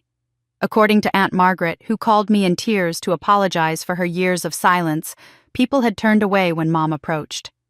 Conversations stopped. Former friends suddenly remembered they had somewhere else to be. One woman had actually said loudly enough for others to hear, "I can't believe I ever thought well of you." At church that Sunday, my mother's usual pew, the one where she'd sat for 30 years surrounded by friends, was empty except for her. People had chosen to sit elsewhere. The pastor's wife, who'd been Mom's friend, moved to a different section. The message was clear and brutal: "You're not welcome here anymore." Emily was faring worse. Her neighbors who'd watched the video and recognized her standing in the background doing nothing had started avoiding her. One had confronted her in the driveway. "I watched you smile while that child was hurt. You're disgusting." The text message from Emily's former friend, "I can't believe you were part of that. That's child abuse," had been screenshotted and shared, adding another layer to the story. Emily's phone number appeared in some of the comment threads. People were calling her, leaving messages expressing their disgust. Some were threatening. Most were just disappointed, which might have been worse. Marcus, according to mutual acquaintances, had been horrified when he saw the video. He'd apparently had no idea the extent of his wife's cruelty. The divorce proceedings, which had been tentative, were now moving forward with iron determination. They'd both tried calling me dozens of times. I didn't answer. What could they possibly say that would matter? The video showed the truth. There was no explaining it away, no context that made it acceptable, no apology that could undo what they'd done. The social isolation they were experiencing was immediate and inescapable. For decades, I'd endured a quieter form of exclusion, the emotional kind where you're present but invisible, included but not valued. Now they were experiencing the public version where entire communities turned their backs at once. The shame I imagined was crushing. They couldn't go anywhere without being recognized, without seeing the judgment in people's eyes, without knowing that everyone had seen their worst moment playing on repeat. And there was no controlling it. No amount of damage control could unspread a viral video. No explanation could override what people had witnessed with their own eyes and heard with their own ears. The internet was forever, and so was their shame. And then someone unexpected came forward. 1 month after the Christmas party, I was beginning to find a new rhythm in life. Lily was thriving, actually thriving, without the anxiety of obligatory family visits hanging over us. The viral video had done its work in the community, and while I'd received countless messages of support, I'd largely stayed out of the public conversation. I'd said what needed to be said that night at the party. The rest was just watching consequences unfold. Then I received a phone call from a number I didn't recognize with a local area code. I almost didn't answer, but something made me pick up. "Amber, this is Helen, your great-aunt Helen." The voice was elderly but steady-colored with an emotion I couldn't quite identify. "I hope I'm not intruding, but I need to speak with you. In person, if possible. It's important." Aunt Helen. I'd seen her at family gatherings over the years, a quiet elderly woman who always sat in the corner, who never said much, who seemed to observe more than participate. She was my grandmother's sister, which made her my mother's aunt. I'd always sensed she was different from the rest of the family, gentler somehow, but we'd never had a real conversation. "Of course," I said. "When would you like to meet?" We arranged to meet at a coffee shop the next day. When I arrived, I found her already seated at a corner table, a thick manila envelope resting in front of her. She looked older than I remembered, frailer, more translucent, but her eyes were sharp and clear. "Thank you for coming," she said as I sat down. Her hands trembled slightly as she wrapped them around her coffee cup. "I've been debating whether to contact you for years, but after seeing that video, after watching what they did to your little girl," her voice cracked. "I couldn't stay silent anymore. I'm 84 years old, Amber. I'm too old to keep carrying other people's secrets, especially when those secrets have caused so much harm." "What secrets?" I asked gently. Helen took a deep breath. "I want you to know first that I've watched what your mother and Emily have done to you since you were a child. I saw how they dismissed you, how they diminished every accomplishment, how they made you feel invisible in your own family. I wanted to intervene so many times. I wanted to speak up to tell you that you deserved better, that it wasn't your fault. But I was a coward." Tears spilled down her weathered cheeks. "I was afraid if I spoke up, they'd cut me off too. I'd lose access to the family. And I told myself it wasn't my place, that you seemed strong enough to handle it. But watching them do the same thing to Lily, that broke something in me. History was repeating itself, and I couldn't bear it anymore." I reached across the table and took her hand. "You're here now. That's what matters." She nodded, composing herself, and then pushed the envelope toward me. "What I'm about to tell you is going to be very difficult to hear. Your grandmother, my sister Grace, passed away 10 years ago." "I know. I was at the funeral." "What you don't know is that Grace left a will, a very detailed, legally binding will that she had drawn up 2 years before her death." Helen opened the envelope and pulled out a thick document. "Grace was worried about you, Amber. She saw how your mother treated you. We talked about it many times. She wanted to make sure you'd be taken care of, that you'd have something that couldn't be taken from you." She slid the document across the table. I stared at the words, "Last Will and Testament of Grace Eleanor Morrison," at the top of the page. In her will, Grace specifically left you the family home on Oakwood Drive, the house where she'd lived for 40 years, and $50,000 in cash from her savings. She wanted you to have security, a foundation you could build on. She knew your mother wasn't going to help you. Helen's voice hardened. I was there when the will was read at the attorney's office. Your mother was there. Emily was there. I watched your mother's face when the attorney read the bequest to you. She went absolutely white with rage. My hands were shaking as I held the will. I could see my name clearly in the legal language. To my granddaughter, Amber Lane, I bequeath the property located at 47 Oakwood Drive and the sum of $50,000 from my personal savings account. But I never knew about this, I whispered. She never told me. Because she never intended to. Helen pulled out more documents, official-looking papers with legal stamps and signatures. After the will reading, your mother told the attorney that she'd contact you herself to discuss the inheritance. She said you were going through a difficult time, and she wanted to break the news gently. The attorney accepted that explanation. And then your mother went home and told everyone in the family that Grace had died without a will, that everything would be handled through intestate succession, which meant it all went to her as the only surviving child. The coffee shop seemed to tilt around me. She lied. She committed fraud, Helen corrected quietly. She hid the existence of a legal will. She sold Grace's house, your house, 6 months later for $270,000. She kept every penny. She never told you about the $50,000. She claimed there was no will, filed false documents with the probate court, and essentially stole your inheritance. I couldn't breathe.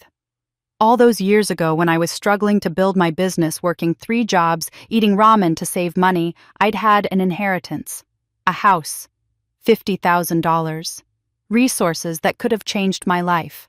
And my mother had stolen it all. Why? I managed to ask. Why would she do that? Helen's expression was sad but knowing. Because if you'd had money, you might have had the resources to investigate, to ask questions, to hire a lawyer. She couldn't risk you discovering what she'd done. So she needed to keep you down, keep you struggling, keep you feeling worthless and incapable. Every time she dismissed your accomplishments, every time she made you feel like a failure, she was protecting herself from the possibility that you might someday have enough confidence or resources to challenge her. The realization crashed over me like a wave. My mother's cruelty hadn't been random. It had been strategic. She'd spent 10 years keeping me psychologically beaten down because she was terrified I'd discover her crime. The abuse wasn't just cruelty, I said slowly. It was a cover-up. Yes. Helen pulled out more papers from the envelope. I've kept copies of everything.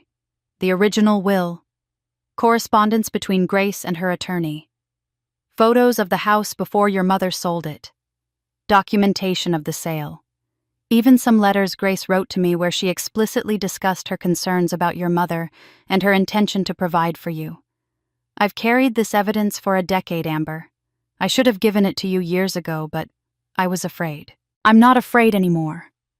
I looked at the stack of documents, proof of theft, proof of fraud, proof that my mother had stolen from me, and then spent years psychologically destroying me to cover her tracks.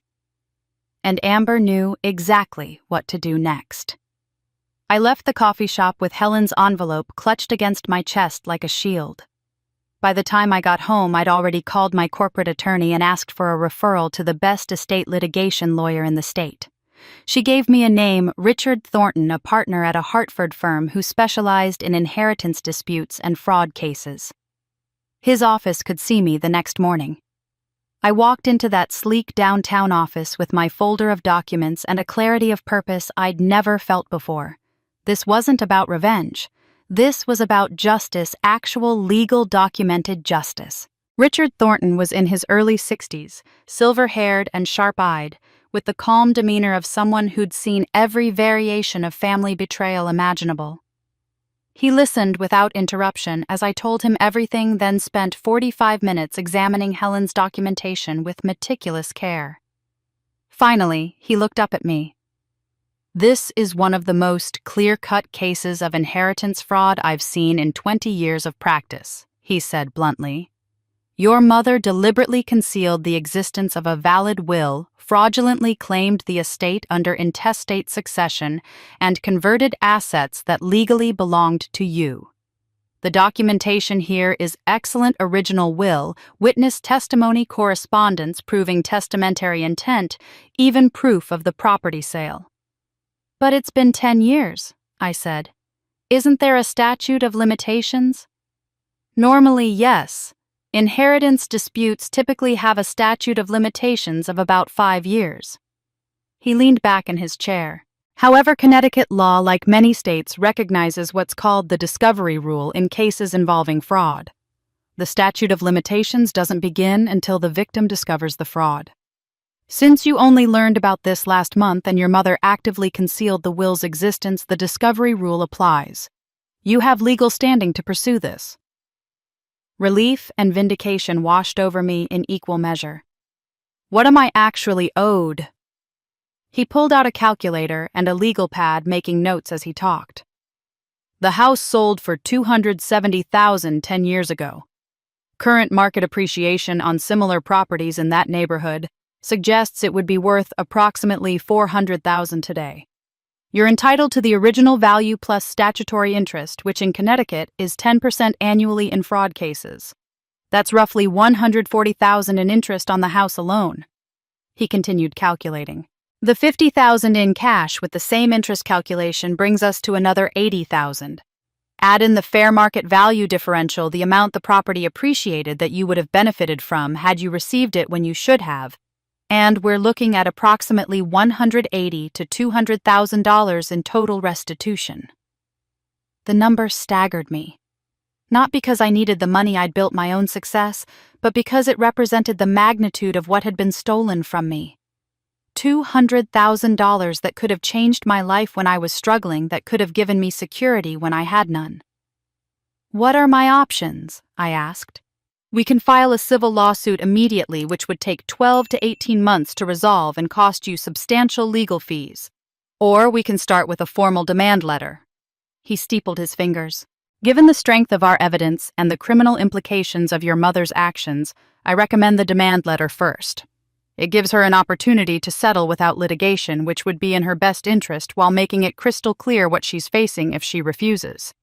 What criminal implications? Concealing a will and fraudulently claiming an estate is a crime. It's theft by deception. Additionally, I'm quite certain your mother didn't declare the inheritance as income, which means tax fraud. We can inform her that if she doesn't make full restitution, we'll be reporting this to both local law enforcement and the IRS. He looked at me seriously. This isn't just about money, Ms. Lane. Your mother committed multiple crimes. She's facing potential criminal prosecution. The weight of that settled over me. My mother could go to jail for this. Send the demand letter, I said. It took 3 days for Richard to draft a document that was both legally precise and deliberately intimidating. The letter sent via certified mail with return receipt requested laid out every piece of evidence Helen had provided.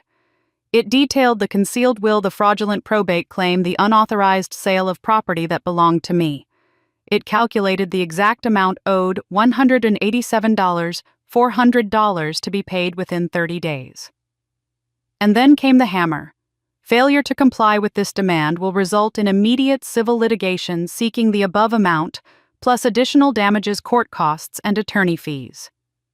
Additionally, we will be compelled to report this matter to the Connecticut State's Attorney's Office for criminal investigation of inheritance fraud, and to the Internal Revenue Service regarding unreported income from the fraudulent appropriation of estate assets.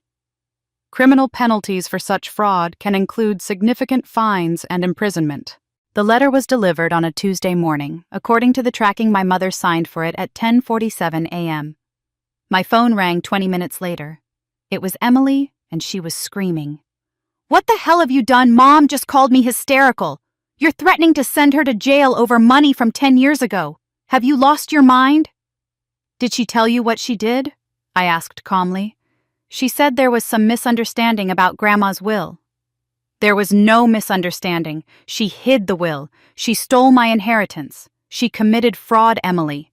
Multiple crimes, actually. I could hear Emily's breathing change on the other end of the line. Helen gave me the original will. I have documentation of everything Mom did. The lawyer says the case is airtight. Silence. Then, how much are you asking for? $187,400. That's what I'm owed the value of what was stolen plus 10 years of statutory interest. She doesn't have that kind of money. This is going to destroy her. She should have thought about that before she committed fraud. I said and hung up. Over the next 2 days, I heard from multiple sources about the implosion happening in my mother's house. Emily had apparently driven over there immediately after our phone call, and according to Aunt Margaret, who was now firmly on my side and feeding me information, the confrontation was explosive. Emily had screamed, "You stole from her! You actually stole her inheritance! Do you have any idea what you've done? She could send you to jail! We're all going to be dragged into this! How could you be so stupid?" My mother, cornered and terrified, had fired back. "I spent that money on this family. Your wedding cost $40,000. Where do you think that came from? When you couldn't afford daycare and I helped you out? That was Amber's money. You benefited from it just as much as I did." The alliance that had sustained their joint toxicity for decades was fracturing under pressure. Emily was furious that she might be implicated. My mother was defensive and desperate. They were no longer united against me. They were turning on each other, each trying to save herself, even if it meant sacrificing the other. I felt nothing watching this unfold. No satisfaction, no sadness. Just a cold certainty that justice was finally coming. But before they could respond to the legal demand, something else exploded. The legal demand letter wasn't the only explosion that week. While my mother and Emily were fracturing over the inheritance fraud, Emily's carefully constructed life was collapsing from another direction entirely. I received a phone call from Sarah, my college roommate, on a Friday afternoon. "Amber Marcus just contacted me, Emily's husband. He asked if I could give him your number. He wants to talk to you." She paused. "He sounded really upset. And he specifically said to tell you this wasn't about defending Emily. He wanted to apologize." I gave her permission to share my number, curious and cautious in equal measure. Marcus had always been peripheral to the family drama, a decent guy who worked long hours as a civil engineer and mostly stayed out of family conflicts. Emily had always portrayed him as being on her side by default, but I'd never actually had a real conversation with him. He called within 20 minutes. "Amber, this is Marcus Chen. I know this is probably the last call you expected, but I need to speak with you. In person, if you're willing. I need to understand what's really been happening in my wife's family, because I just saw something that made me sick to my stomach." We met at a coffee shop near his office the next morning. He looked terrible, exhausted, his usually neat appearance disheveled, dark circles under his eyes, like he hadn't slept in days. He stood when I arrived, and the first words out of his mouth were, "I am so sorry." I sat down across from him.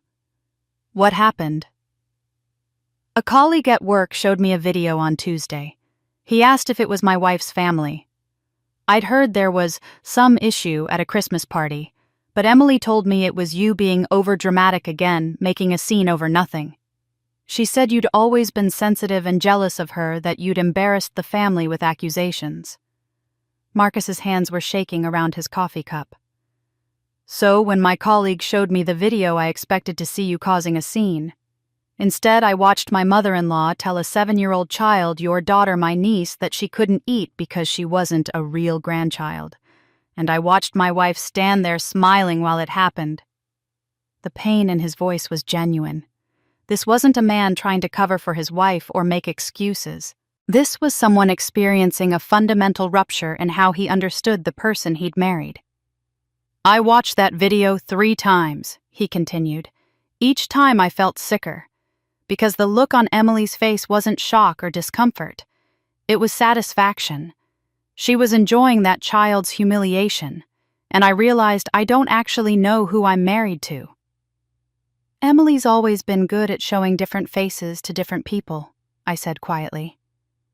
That's what I'm starting to understand. He looked at me directly. I need you to tell me the truth. All of it. How long has this been going on? What have they done to you? Because if what I saw in that video is representative of how your family treats you, then Emily has been lying to me about you for our entire marriage. So I told him, not with anger or dramatics, just the facts. Years of being invisible in my own family. The forgotten birthdays, the dismissed achievements, the burden of invisible labor. Emily's role in maintaining and benefiting from my mother's favoritism. The financial exploitation. The Christmas party I'd funded completely. The inheritance fraud I'd just discovered. Marcus listened without interrupting, his expression growing more troubled with each revelation. Occasionally he'd shake his head or close his eyes like he was in pain. When I finished, he was quiet for a long moment. My children are watching all of this, he finally said. Sophie and Mason are learning how to treat people by observing their mother. They watched their grandmother humiliate Lily. They heard their mother talking about you with contempt. They're being taught that cruelty to family members is acceptable, that hurting people who can't defend themselves is funny. He looked at me with something like desperation. I can't let them grow up thinking that's normal. I won't. What are you going to do? I already consulted with a divorce attorney on Thursday, he said. I'm not making threats or ultimatums. I'm stating facts. I went home Tuesday night and asked Emily directly, is this who you are? Is this what you think is acceptable?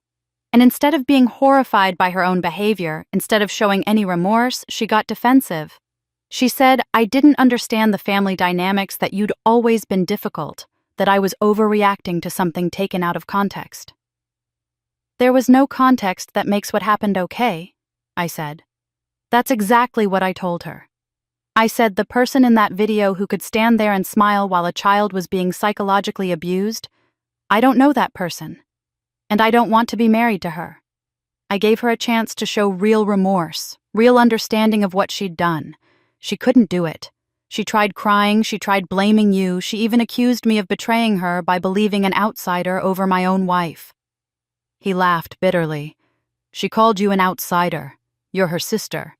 I stopped being her sister a long time ago. I moved into the guest room that night. I've been documenting everything, Emily's behavior, her statements, her inability to acknowledge wrongdoing. Because if this marriage ends, I'm fighting for primary custody. I will not have my children raised solely by someone who thinks it's acceptable to hurt people for entertainment. The conviction in his voice was absolute.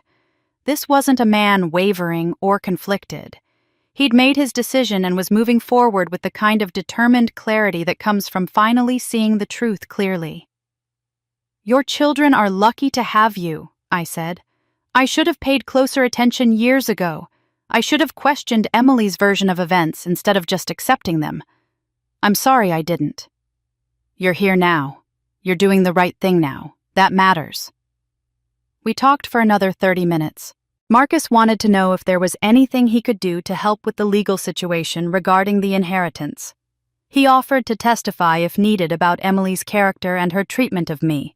He promised that regardless of how the divorce proceeded, he would never let his children be taught that what happened to me and Lily was acceptable. When we parted ways, I felt something I hadn't expected: hope. Not for myself, I'd already found my own path forward, but hope that Sophie and Mason might grow up different from their mother. That maybe one good parent was enough to break the cycle. Emily's world was crumbling from every direction now. The community had turned against her. Her mother was facing criminal charges. Her marriage was ending, and she was about to lose her children to a man who'd finally seen her for who she really was. While Emily's world crumbled, Lily found her voice. 2 months after the Christmas party, life had settled into something that felt almost peaceful. Lily seemed lighter somehow, no longer carrying the invisible weight of family gatherings she dreaded. She smiled more. She slept better. She stopped asking questions like, "Why doesn't Grandma like me?" because the answer had become irrelevant to our daily happiness.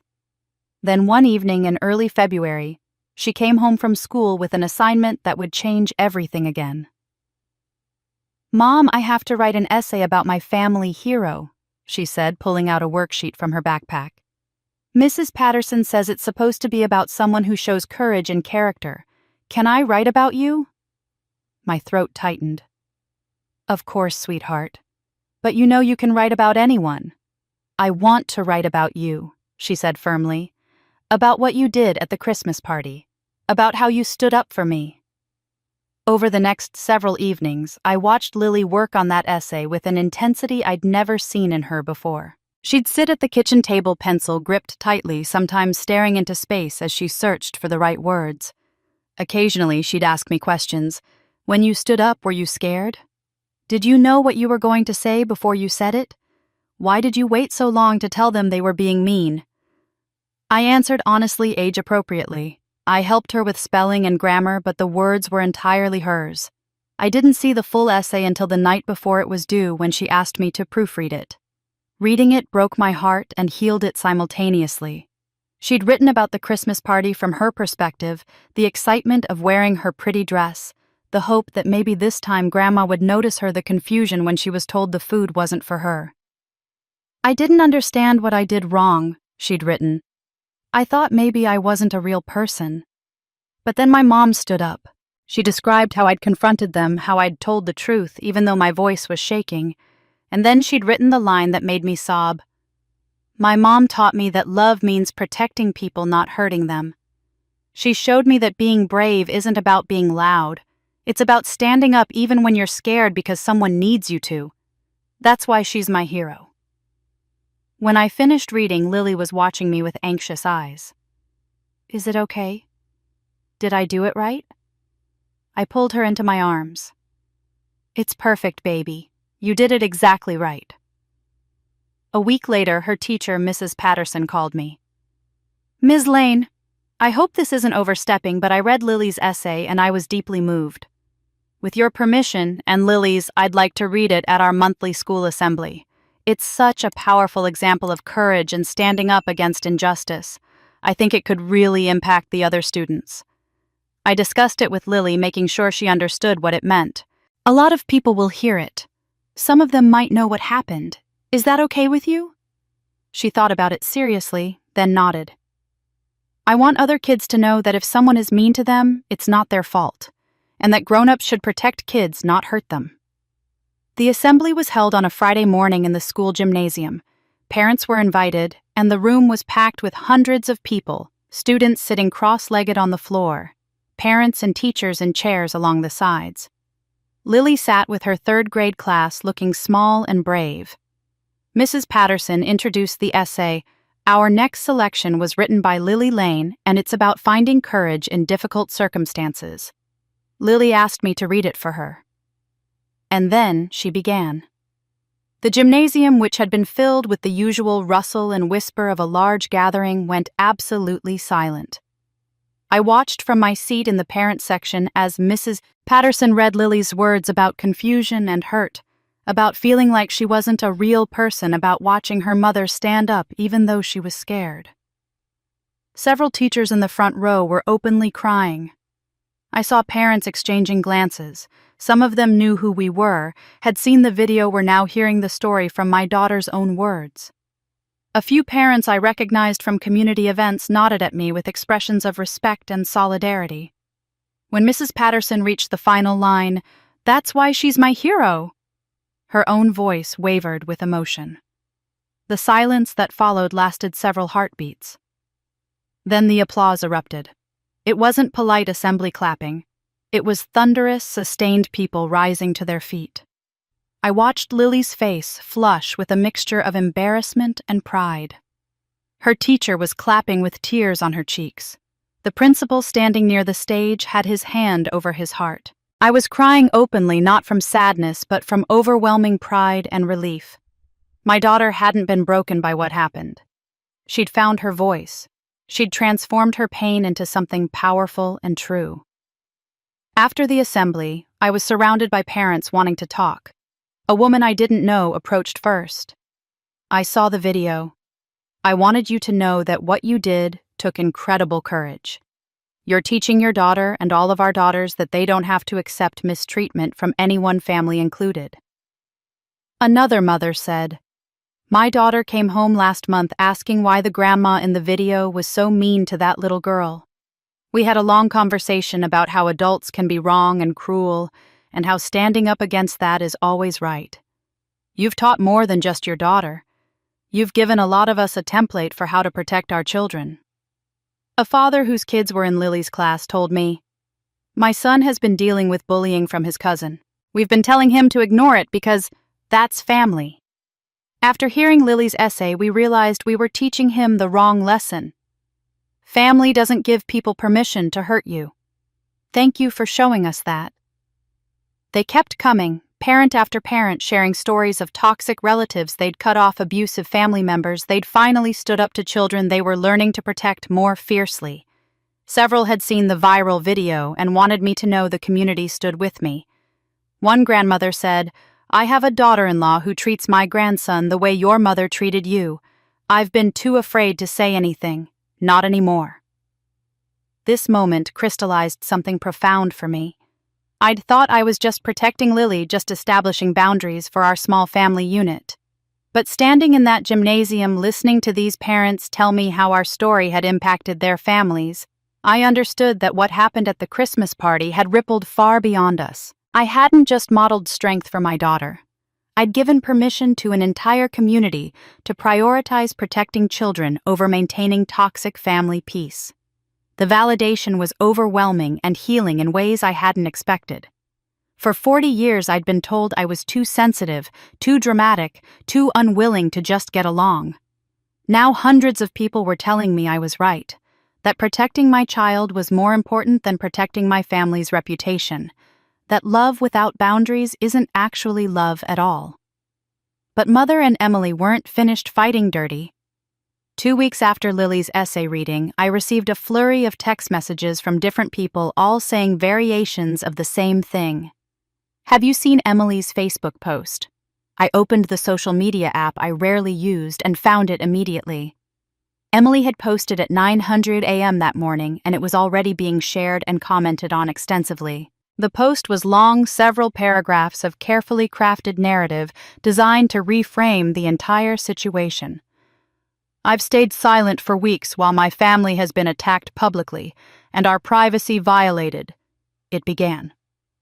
"But I can't stay quiet anymore while my elderly mother is being financially threatened and emotionally destroyed by a family member who abandoned us years ago only to return when it was convenient to flaunt wealth and deliberately humiliate the people who raised her." I read it with a strange detachment, recognizing every manipulation tactic.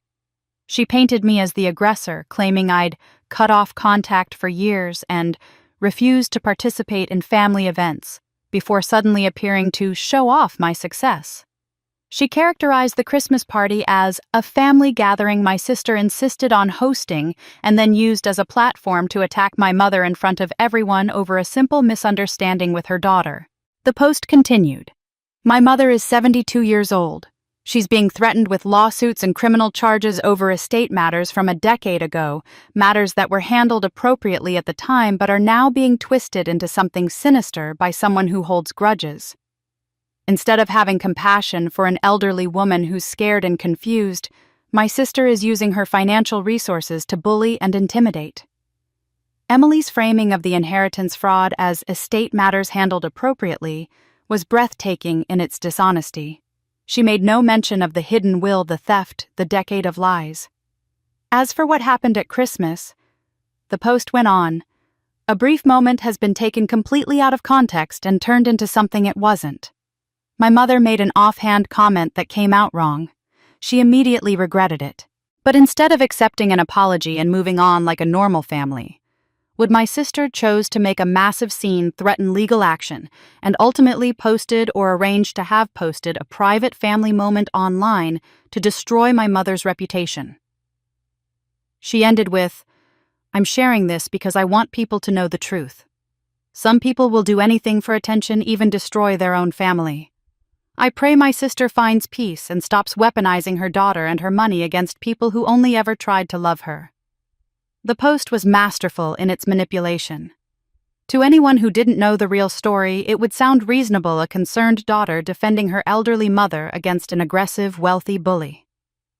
Emily had deployed classic Darvo tactics: deny the abuse, attack the victim, reverse victim and offender.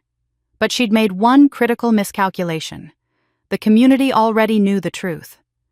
By the time I finished reading, the post had 347 comments. I started scrolling, and what I saw was swift, brutal community justice. "We all saw the video, Emily. Your mother deliberately told a child she wasn't a real grandchild. That wasn't an offhand comment that came out wrong. That was calculated cruelty. You stood there smiling while your niece was humiliated. I saw it with my own eyes. Don't try to rewrite history when there's video evidence. Your own husband is divorcing you over this. That should tell you something about who's really in the wrong here. I know Amber Lane professionally. She's one of the most ethical, kind people I've worked with.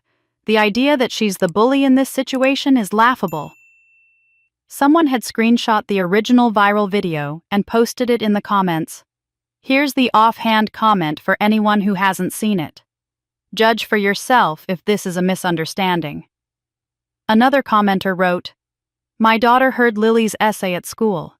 That little girl described genuine trauma. You're calling that taken out of context, shame on you." The comments kept coming, hundreds of them, and they weren't from strangers. These were people from our community, neighbors, other parents, people who'd known our family for years. Several shared their own observations. "I saw Emily's mother treat Amber terribly at the library fundraiser 3 years ago. Amber donated $5,000 and her mother took full credit. This pattern isn't new. Emily told me years ago that her sister was barely getting by as a single mom. Now we find out Amber owns 2 businesses. The lies go deep. The fact that you're calling inheritance fraud estate matters handled appropriately tells us everything we need to know about your character." One particularly cutting comment came from someone who identified herself as a family therapist. "This post is a textbook example of Darvo deny attack reverse victim and offender. It's a common tactic used by abusers when they're held accountable. The community isn't falling for it." I watched the post in real time as it became not a defense of Emily's reputation, but a comprehensive documentation of her dishonesty.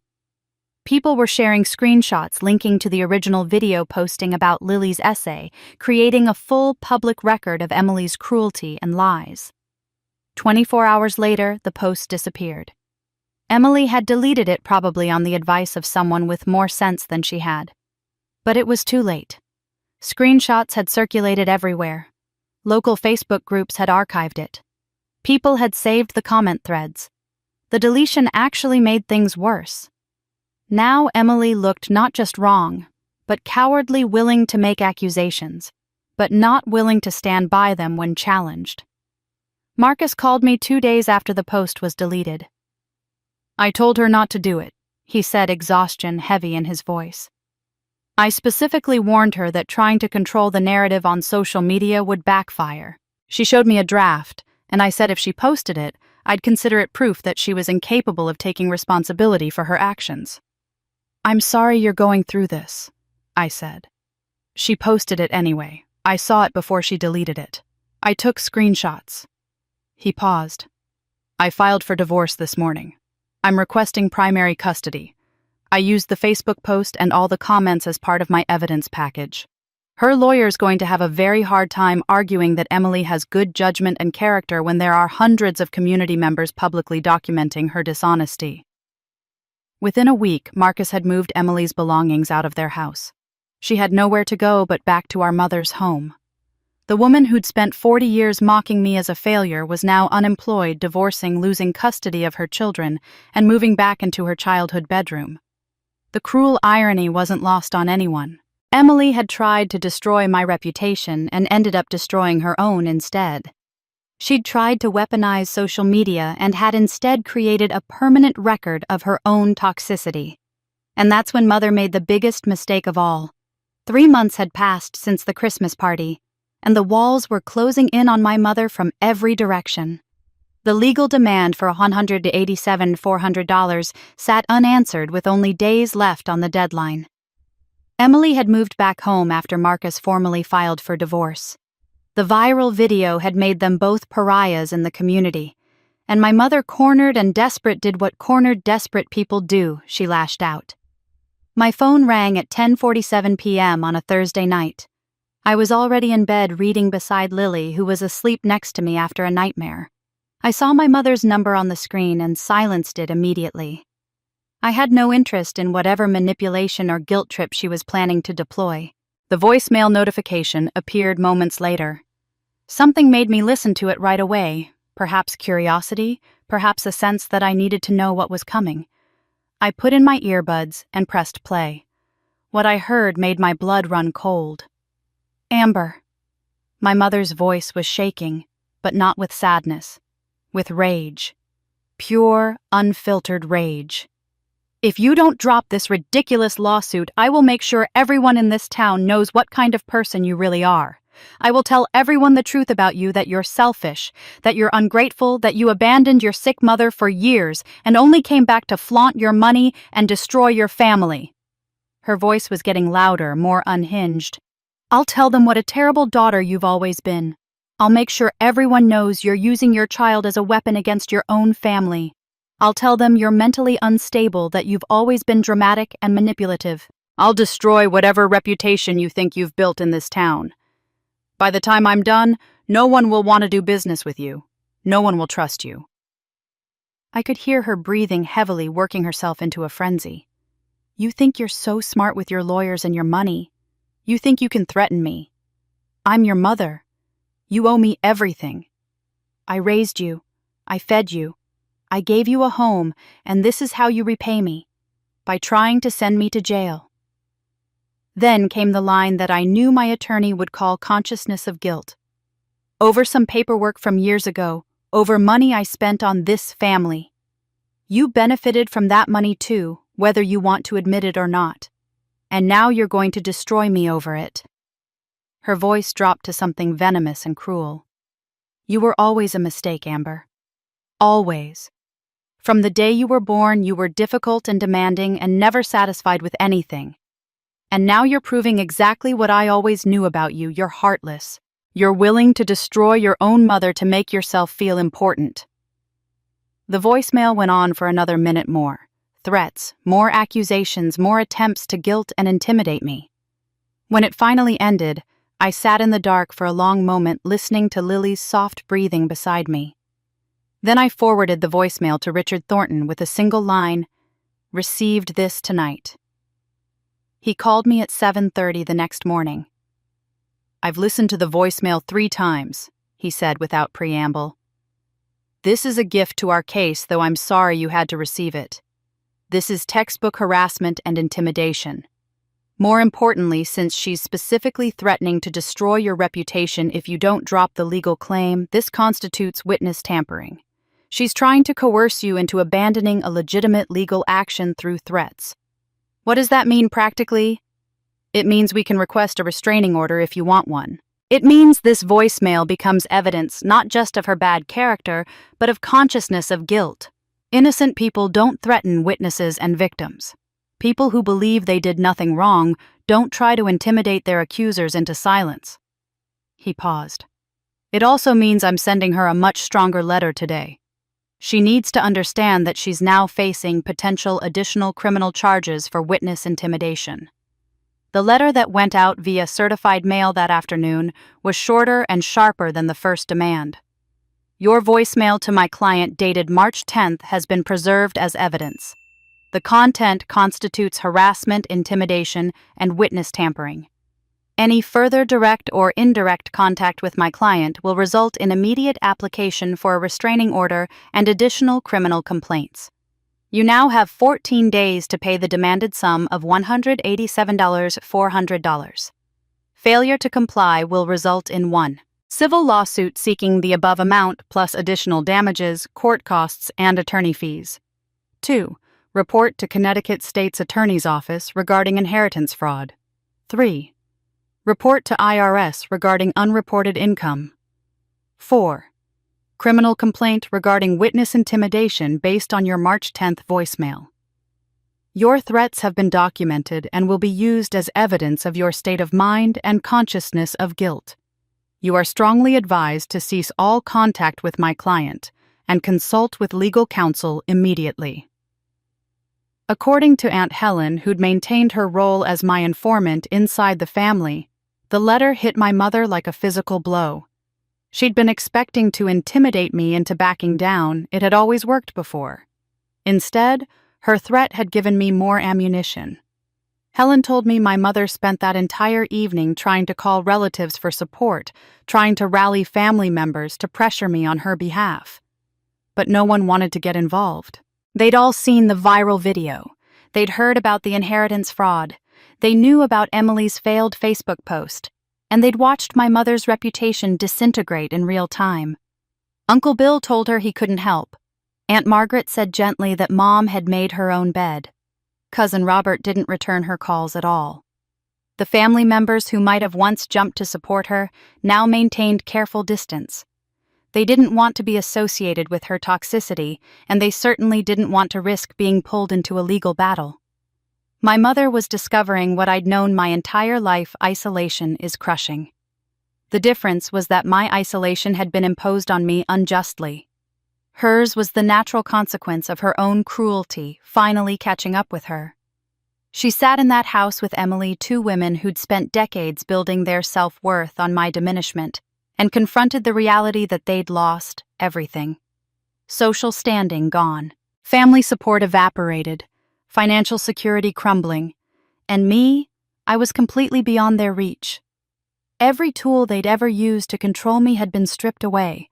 They couldn't guilt me. I'd learned I had nothing to feel guilty for. They couldn't manipulate me. I could see the tactics clearly now.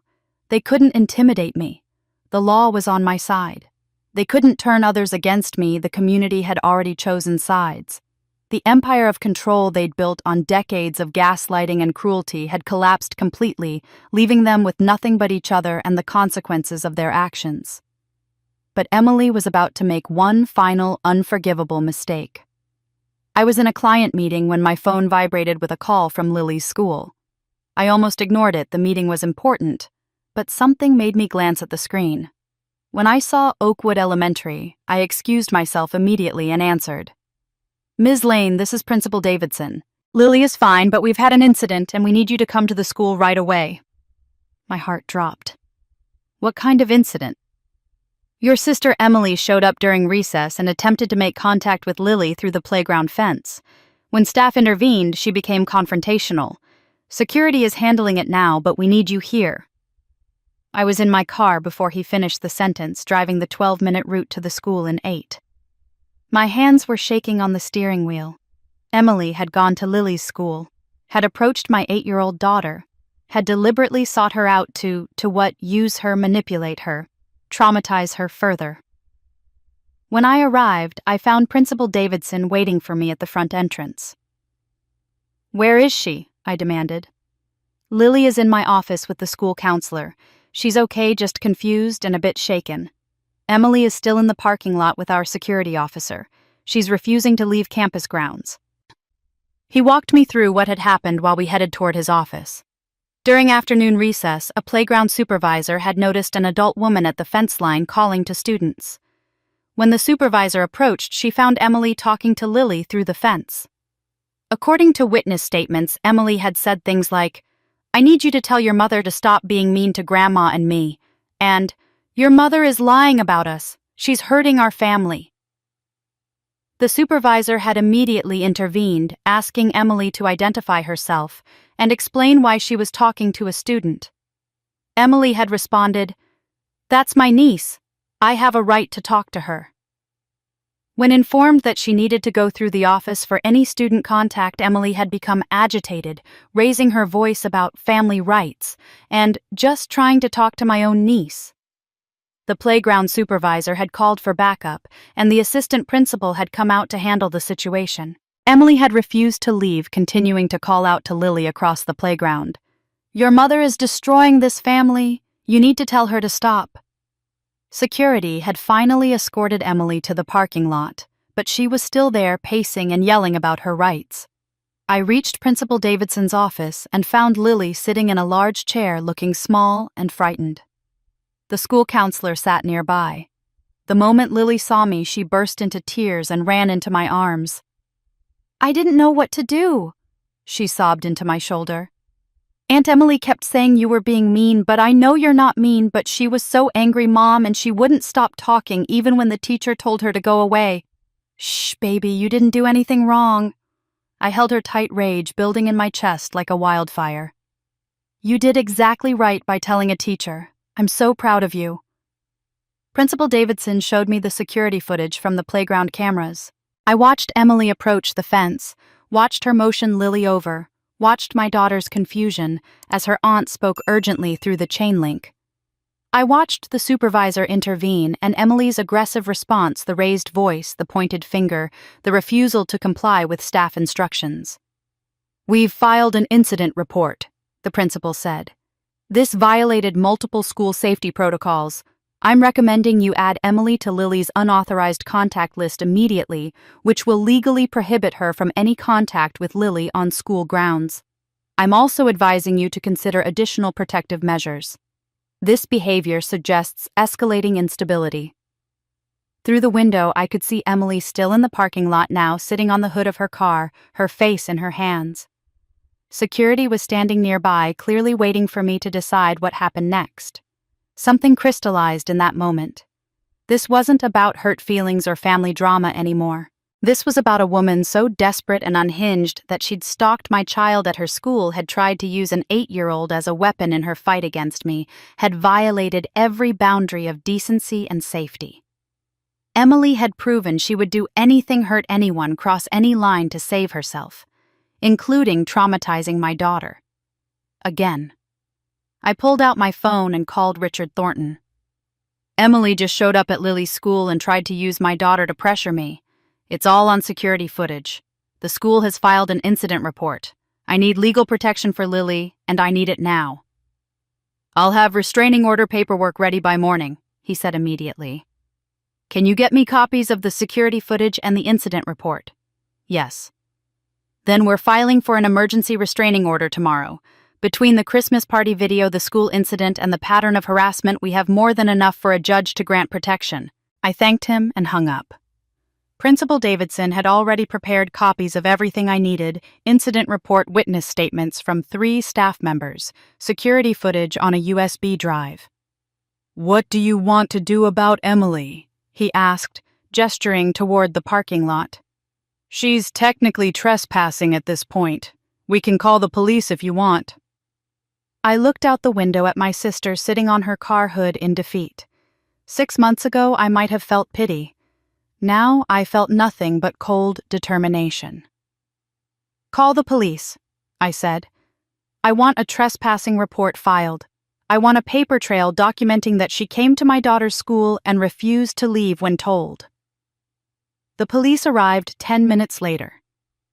I watched from the principal's office as they spoke with Emily, as she gestured frantically as they eventually wrote up a report and sent her on her way with a warning.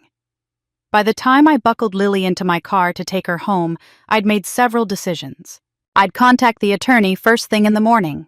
I'd file for the restraining order. I'd use every legal tool available to ensure Emily never got near my daughter again. This was the line, the uncrossable line. Emily had made her choice when she approached my child. Now I'd make mine. And once she made that call, there was no going back. The morning after Emily's school incident, I was in Richard Thornton's office by 9 a.m. with all the documentation Principal Davidson had provided. Richard had already begun drafting the restraining order petition when I arrived. "We're filing for an emergency temporary restraining order," he explained, spreading papers across his conference table. "We'll name both Emily and your mother as respondents with Lily as the protected party. The evidence package is comprehensive enough that I'm confident we'll get the temporary order granted today." I watched him assemble the petition. Every piece of evidence told a story of escalating harm: the Christmas party video with its crystal clear audio of my mother telling Lily she wasn't a real grandchild. The school security footage showing Emily's aggressive behavior and refusal to leave when instructed by staff. Witness statements from 3 school employees describing Emily's agitation and Lily's visible distress. The incident report documenting the trespassing. My mother's threatening voicemail, which Richard noted, showed hostility toward the mother that creates a risk environment for the minor child. He'd also included a letter from Lily's teacher, Mrs. Patterson, who'd written without my asking, "Lily Lane has shown marked anxiety when discussing her grandmother and aunt. Following the December incident, she required counseling support. The recent school confrontation caused her to have a panic attack during class the next day. In my professional opinion, as an educator of 15 years, continued contact with these family members poses a genuine threat to this child's emotional well-being. The judge is going to see a clear pattern," Richard said. "Deliberate emotional abuse escalating harassment, unwillingness to respect boundaries, and behavior that frightens a child. This isn't a difficult case. The difficult part will be your mother and sister living with the consequences." We filed the petition at the courthouse at 10:30 a.m. By 2:00 p.m., Judge Catherine Morrison had reviewed the evidence and signed the emergency temporary restraining order. The order prohibited both my mother and Emily from coming within 100 yards of Lily, from contacting her directly or indirectly, from coming to her school, or any location where she regularly spent time. The order was effective immediately and would last for 14 days, at which point a formal hearing would be held to determine if a long-term restraining order should be issued. Richard arranged for a process server to deliver the court papers. At 4:15 p.m., the server found both women at my mother's house. Emily had apparently been living there since Marcus kicked her out. According to the server's report, my mother answered the door, read the papers, and went so pale he'd been concerned she might faint. Emily had appeared behind her, grabbed the papers, and started screaming about how this was illegal, how I couldn't do this, how they'd fight it.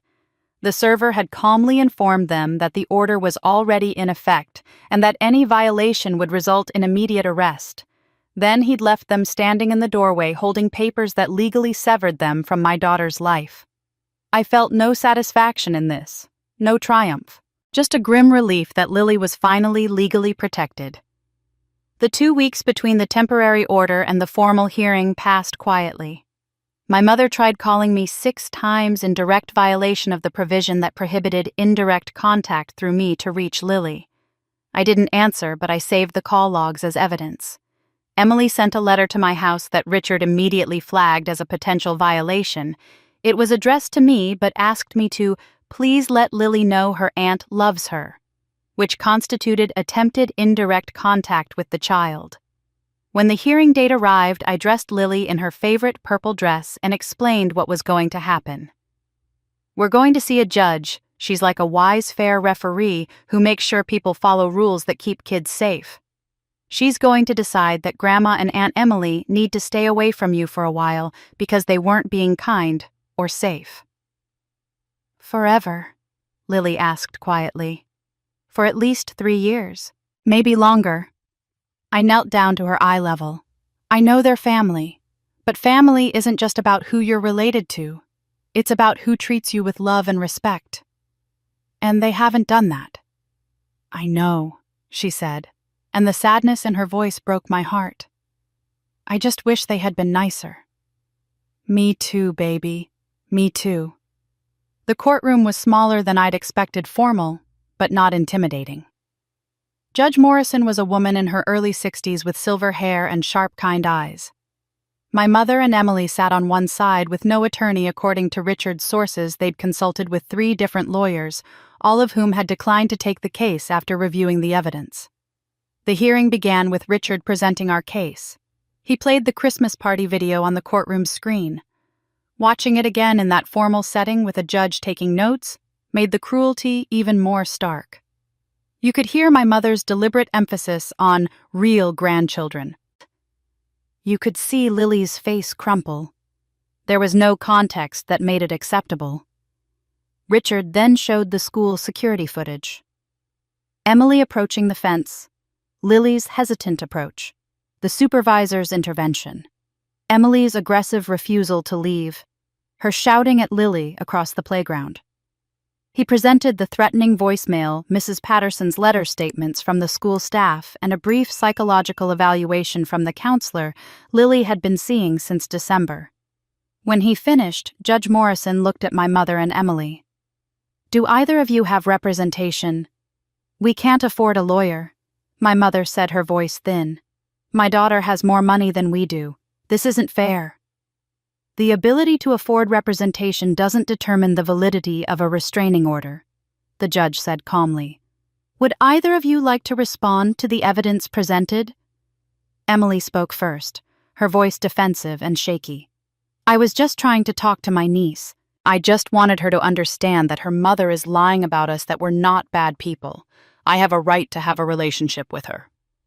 Judge Morrison's expression didn't change. "You went to her school without permission, ignored instructions from multiple school staff members to leave, and had to be escorted off property by security while shouting at a child who witnesses described as visibly frightened. That is not acceptable family contact, Ms. Chen. That is harassment of a minor." Emily opened her mouth to argue, but the judge continued. "Furthermore, the school incident occurred in the context of an ongoing pattern of behavior." She gestured at the evidence. "A pattern that includes the deliberate public humiliation of this child at a family event." My mother tried next. "Your Honor, we love our granddaughter. This is a family misunderstanding that's gotten out of hand. Amber is keeping us from our own family over something minor. Did you or did you not tell this 8-year-old child that she was not your real grandchild?" the judge interrupted. The courtroom went silent. My mother's mouth opened and closed. It came out wrong. I didn't mean it the way it sounded." "We have video evidence with clear audio, Ms. Morrison.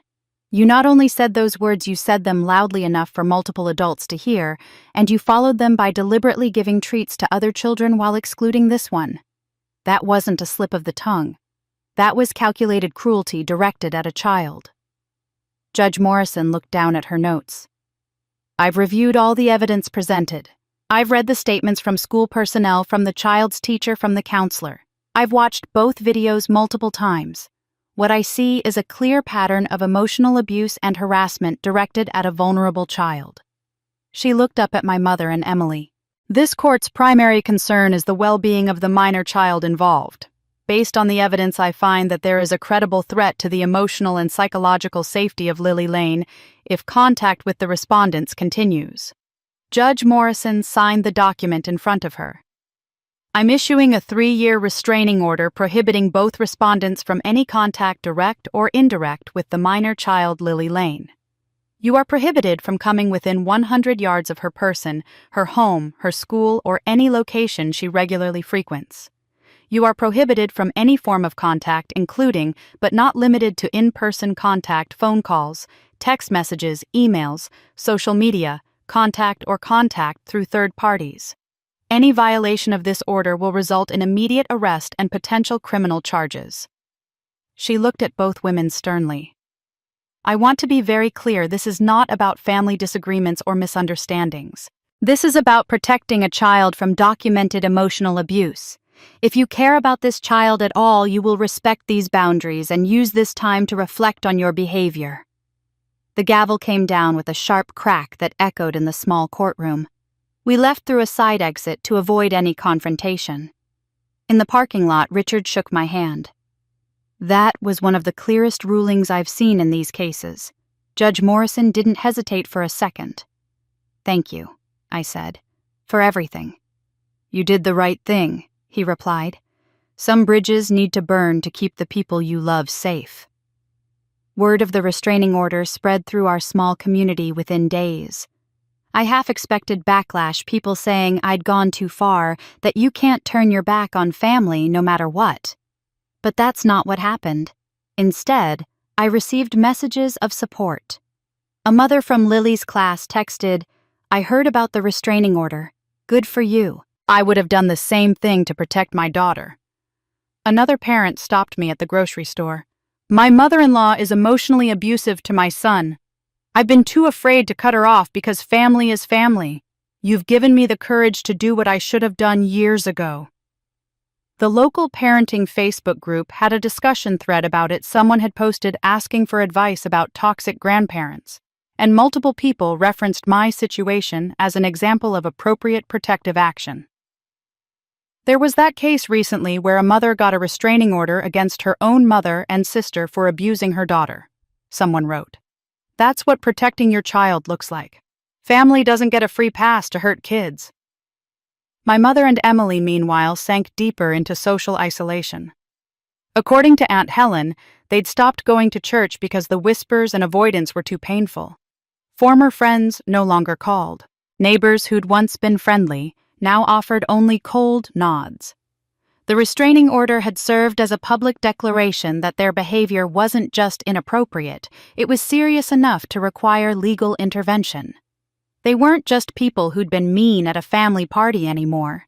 They were people so toxic, so dangerous to a child's well-being that a judge had legally barred them from contact.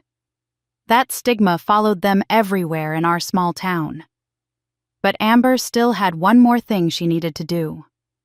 6 months had passed since that Christmas party. 6 months since everything changed. Spring was transitioning into early summer, and Lily and I had settled into a peaceful routine, unburdened by toxic obligations or dreaded family events. She was thriving in therapy, sleeping through the night, laughing more freely. The restraining order had given us more than legal protection. It had given us permission to build a life defined by peace instead of managing dysfunction. Then, on a Tuesday evening in late June, my phone rang. I was making dinner while Lily did homework at the kitchen table. When I saw my mother's number on the screen, my first instinct was to ignore it. She'd violated the restraining order's indirect contact provisions enough times that I'd simply stopped engaging. But something made me answer this time. Maybe intuition. Maybe curiosity about what new manipulation she'd attempt. "Hello." The voice that came through was one I'd never heard before from my mother. Thin, trembling, stripped of all the authority and command that had defined her my entire life. "Amber, it's Mom." A long pause filled with the sound of difficult breathing. I need to ask you something." I waited, saying nothing. "I'm sick," she continued, and now I could hear genuine fear beneath the words. "The diabetes has gotten worse. The doctor says my levels are dangerous. I need insulin and other medications, but I can't afford them this month." Another pause, longer this time. "The house is being sold. The court said we have to be out by the end of July. Emily and I barely have enough for food. We're behind on the utilities. They're threatening to shut off the power. And my medications. They cost $400, sometimes $500 a month after Medicare. I don't have it." The silence stretched between us. I heard her swallow hard before continuing. "I'm asking if you could help with the medical expenses. Just the medications. I need them to live, Amber. Please." That word, please, sounded so foreign coming from her mouth. In 42 years, I couldn't remember her ever saying it to me with genuine humility. There was no manipulation in her voice, no guilt-tripping, no veiled threats. Just naked, desperate need. I let the silence extend another few beats, watching Lily carefully write spelling words at the table, oblivious to the magnitude of this moment. "You had $50,000 of my inheritance," I said finally, my voice calm and level. "Money that grandmother left specifically to me because she witnessed how you treated me. She wanted me to have security, to have something you couldn't take away. But you took it anyway. Amber, you had 10 years to use that money." I continued, not raising my voice, not getting emotional. 10 years. You sold grandmother's house for over $200,000, money that should have been mine. Where did it go? Mom?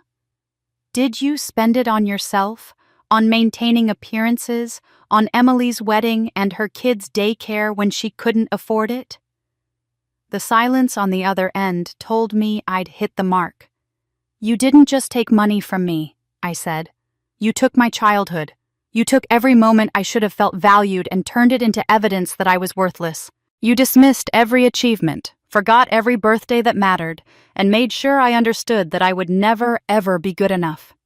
You took my confidence, my sense of self-worth, my belief that I deserved to be loved. I heard a sound that might have been a sob, but I didn't stop. And when I built a life anyway, when I succeeded despite everything you did to keep me down, you tried to take that too. You tried to take my daughter's sense of belonging. You looked an 8-year-old child in the eyes and told her she wasn't real enough, wasn't worthy enough to be considered your actual grandchild. You tried to destroy her the same way you destroyed me. "I'm sorry," my mother whispered.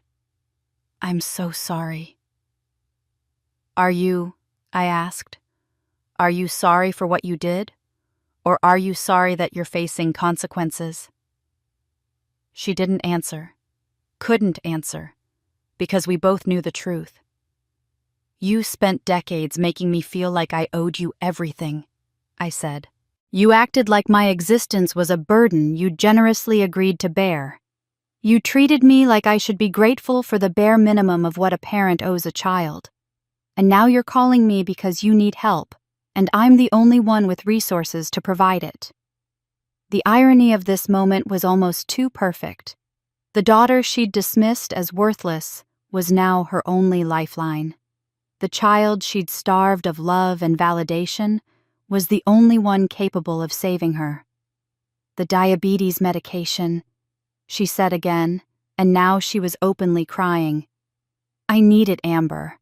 Without it, I could go into diabetic shock. I'm scared."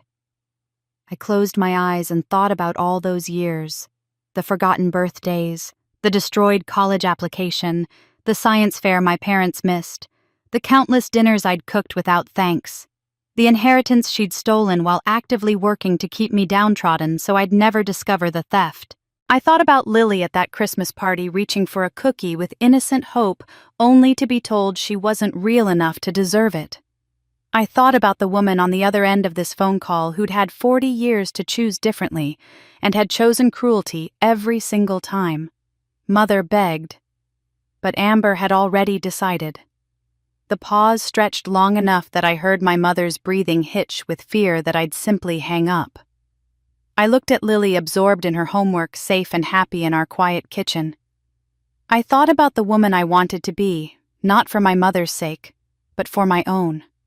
For my daughter's. "I'm not going to let you die or suffer without medication," I said finally. I heard her sharp intake of breath, the beginning of relief. "But I need you to understand something clearly," I continued before she could speak. "I'm not doing this because you deserve it. You don't. I'm not doing it because you've earned my compassion through remorse or change. You haven't. I'm doing this because I'm choosing to be the person you never were, someone who doesn't use another person's desperation as a weapon, even when they would have used mine. Amber, I'm not finished." My voice remained calm but firm. "Here's how this will work. I'll arrange for your medication costs to be paid directly to the pharmacy each month. The payments will go through my attorney's trust account. You'll never see the money, never touch it.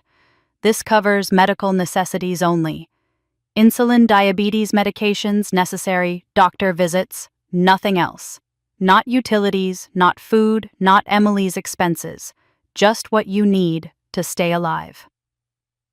I could hear her trying to process this, trying to figure out if there was room to negotiate for more. "If you try to manipulate this arrangement in any way, if you try to get additional money, if you contact me outside of medical emergencies, if you attempt to use this as leverage to gain access to Lily, it ends immediately. I'll stop the payments and you'll be on your own. Do you understand?" "Yes," she whispered. "This isn't reconciliation," I said clearly. "This isn't forgiveness. This isn't the first step toward rebuilding a relationship. This is me choosing to keep you alive while maintaining absolute boundaries. You'll survive, but you'll do it without me." I stood up from the kitchen table and walked to the window, looking out at the garden Lily and I had planted together last month.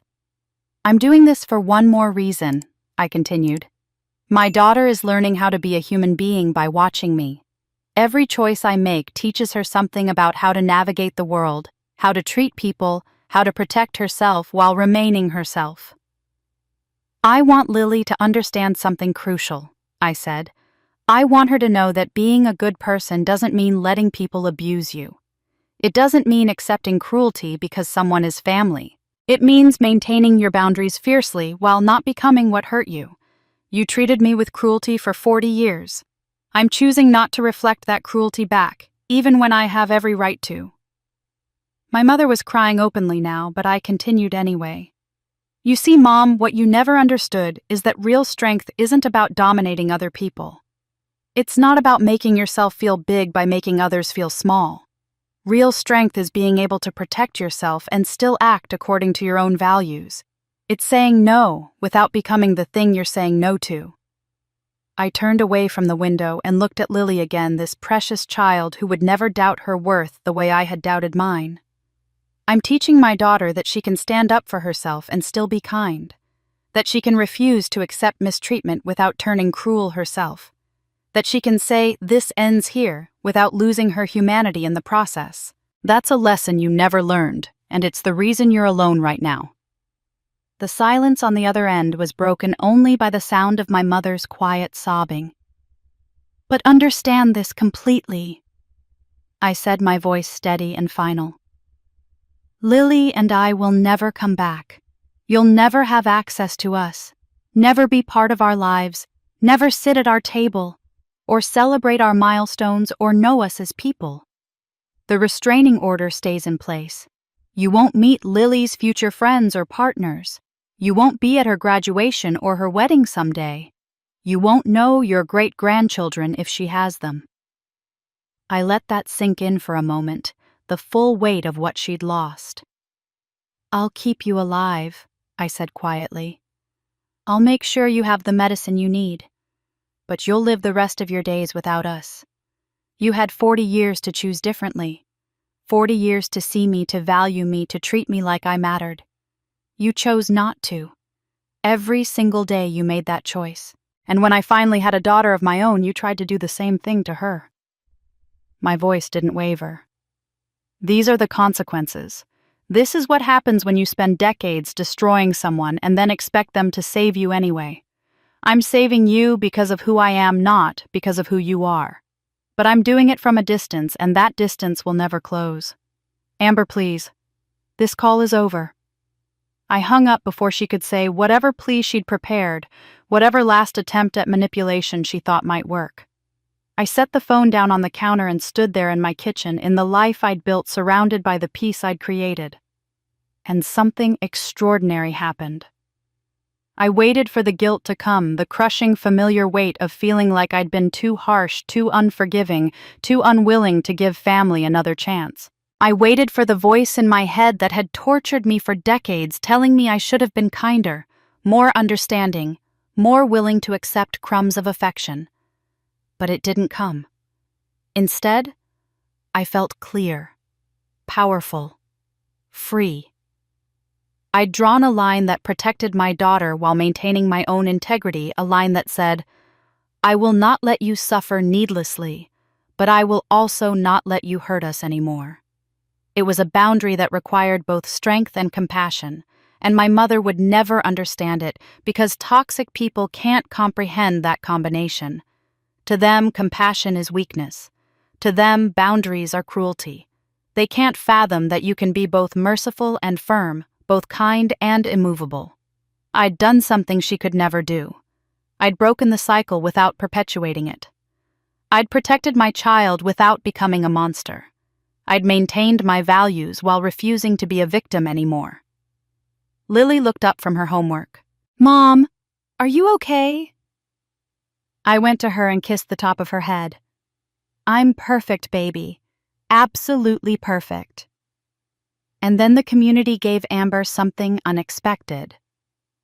1 year after that Christmas party, on a cold December evening that felt like both an ending and a beginning, I received an unexpected letter in the mail. The return address was the Connecticut Women's Business Association, and inside was a formal notification that made me read it 3 times to believe it was real. I'd been nominated for the Community Hero Award. The letter explained that the recognition wasn't primarily for my business success, though my companies were mentioned. It was for something else entirely, for demonstrating extraordinary courage in protecting children from family toxicity and inspiring other women in our community to establish healthy boundaries that prioritize their children's well-being over maintaining harmful family dynamics. The nomination had been submitted by 6 different women I knew from various community connections. The letter included excerpts from their statements. Amber Lane's public stand against family abuse gave me the courage to finally protect my daughter from her emotionally abusive grandfather. Watching Amber choose her child over toxic family obligations taught me that saying no to family isn't selfish. It's sometimes the most loving thing you can do. Her story was the catalyst I needed to stop forcing my children into relationships with relatives who hurt them. I sat at my kitchen table reading these words, tears streaming down my face. I'd thought I was just protecting Lily. I hadn't realized I was giving permission to an entire community of mothers and daughters to protect themselves. The ceremony was held at the Riverside Manor, the same venue where I'd held that fateful Christmas party 1 year ago. The irony wasn't lost on me. I'd rented this elegant ballroom to create belonging in a family that rejected me. Now I was returning to be honored by a community that had embraced me. Over 200 people attended. Local business leaders, community members, other award recipients, and several journalists from regional publications. The room looked different than it had that December night. Warmer, somehow filled with people who'd chosen to be here rather than people obligated by blood. When they called my name, I stood and reached for Lily's hand. She was 9 now, taller and more confident than the little girl who'd reached for that cookie a year ago. We walked to the stage together because this award wasn't just mine, it was ours. She was the reason I'd found my voice. She was the person I'd been protecting. She deserved to stand beside me in this moment of recognition. The presenter read a summary of my story, the Christmas party video, the stand I'd taken, the legal boundaries I'd established, the community impact. Then she handed me a crystal award engraved with my name and the words, "For courage in protecting the next generation." I looked out at the audience, at all these faces, some familiar, some strangers, all looking at me with respect and appreciation. For 40 years, I'd been told I didn't matter. Now I stood on a stage being honored for the choice to believe I did. For most of my life, I began my voice steady. I believed family was a fixed obligation, something you endured no matter the cost, no matter the pain, no matter how much it damaged you. I thought that's what loyalty meant, accepting mistreatment because people were related to you by blood. I squeezed Lily's hand. Then I became a mother and everything changed. I realized that family is supposed to be where you're safest, where you're most loved, where you're most valued for exactly who you are. When it's not those things, when it becomes a source of harm, especially to our children, we have the right and the responsibility to walk away. Several women in the audience were nodding, and I saw more than a few reaching for tissues. Lily taught me that protecting her was more important than keeping peace with people who didn't value peace anyway. That standing up for her was more important than maintaining relationships with people who would hurt her. That's not rebellion. That's not cruelty. That's love in its purest form. I looked down at my daughter, who was looking up at me with pride shining in her eyes. And she taught me something else, that breaking cycles of abuse doesn't mean becoming harsh or unforgiving. It means being strong enough to say, "This ends here," while still maintaining your own humanity. We can protect ourselves fiercely and still be kind. We can set boundaries and still be compassionate. We just have to understand that compassion for others can never come at the cost of our children's safety. The applause that followed was thunderous. People rose to their feet, a standing ovation that felt like validation for every hard choice I'd made, every moment of doubt I'd pushed through, every time I'd chosen my daughter over the approval of people who would never approve of me anyway. After the ceremony, I was surrounded by women wanting to share their stories. A grandmother who'd finally stopped forcing her grandchildren to hug relatives who made them uncomfortable. A mother who'd cut off her toxic sister after years of boundary violations. a young woman who'd chosen not to invite her abusive parents to her wedding. Each of them thanked me, told me my story had given them permission to prioritize their children's emotional safety over family obligation. Notably absent from this celebration were my mother and Emily. They hadn't been invited, wouldn't have been welcome, and couldn't have borne to attend anyway. In the year since the Christmas party, their lives had continued their downward spiral. Emily's divorce had finalized 4 months ago. Marcus had been awarded primary custody, the children spent weekdays with him, and only saw Emily every other weekend under supervision requirements after the school incident. She'd moved into a small one-bedroom apartment across town, working part-time at a retail store for minimum wage, her social media accounts abandoned after the Facebook disaster. My mother had been forced to sell the family home. The proceeds had gone to settling my inheritance claim. She'd moved into a modest senior living apartment existing on Social Security and the medical payments I made anonymously through Richard's office. According to Helen, she rarely left her apartment, couldn't face the community that had once respected her. They existed in the same town where I was being celebrated, but they might as well have been on different planets. They'd become cautionary tales, the grandmother and aunt who'd abused a child and faced comprehensive consequences. I'd become an example of protective motherhood. The contrast was stark, complete, and entirely of their own making. But Emily was about to experience one more devastating loss. 5 years passed. 5 years of peace, growth, and healing. Lily was 12 now, thriving in middle school, confident in ways I'd never been at her age. She knew her worth instinctively because no one had ever taught her to doubt it. She had friends who valued her, teachers who saw her potential, and a mother who would walk through fire to protect her. We'd built a good life, a real life, one defined by what we created together rather than what we'd escaped from. On a Saturday afternoon in early December, 5 years almost to the day since that Christmas party, Lily and I were grocery shopping. We were in the produce section debating between red and green grapes when Lily suddenly went still. "Mom," she said quietly, her hand touching my arm. Is that Grandma?" I looked up and saw her. My mother, but she'd transformed into someone I barely recognized. She'd always been a formidable presence, tall, commanding, someone who filled a room with her personality. Now she was shrunken, elderly, in a way that went beyond years. She moved slowly, carefully pushing a cart that held maybe 6 items. She was alone. My first instinct was to turn away to leave through another aisle before she saw us. 5 years of peace had been precious. I didn't want to disrupt it with even a brief encounter. But Lily was looking at me with curious, thoughtful eyes. Not fear, the therapy and the distance had healed that. Just curiosity about this woman who was her grandmother by blood, but a stranger in every way that mattered. I made a decision. We would face this. Not because my mother deserved closure, but because running from her would give her power she no longer held over us. "Come on," I said to Lily, taking her hand. We walked toward the produce section where my mother was examining tomatoes with the careful attention of someone counting every penny. She must have sensed our approach because she looked up. The expressions that crossed her face happened in rapid succession: confusion, recognition, shock, shame, desperate hope, and finally resignation. Her mouth opened, but no sound came out. The tomato in her hand trembled slightly. "Are you well?" I asked. My voice was neither warm nor cold. It was simply a question, an inquiry about survival, not an opening for relationship. She nodded shakily, and immediately tears began streaming down her weathered face.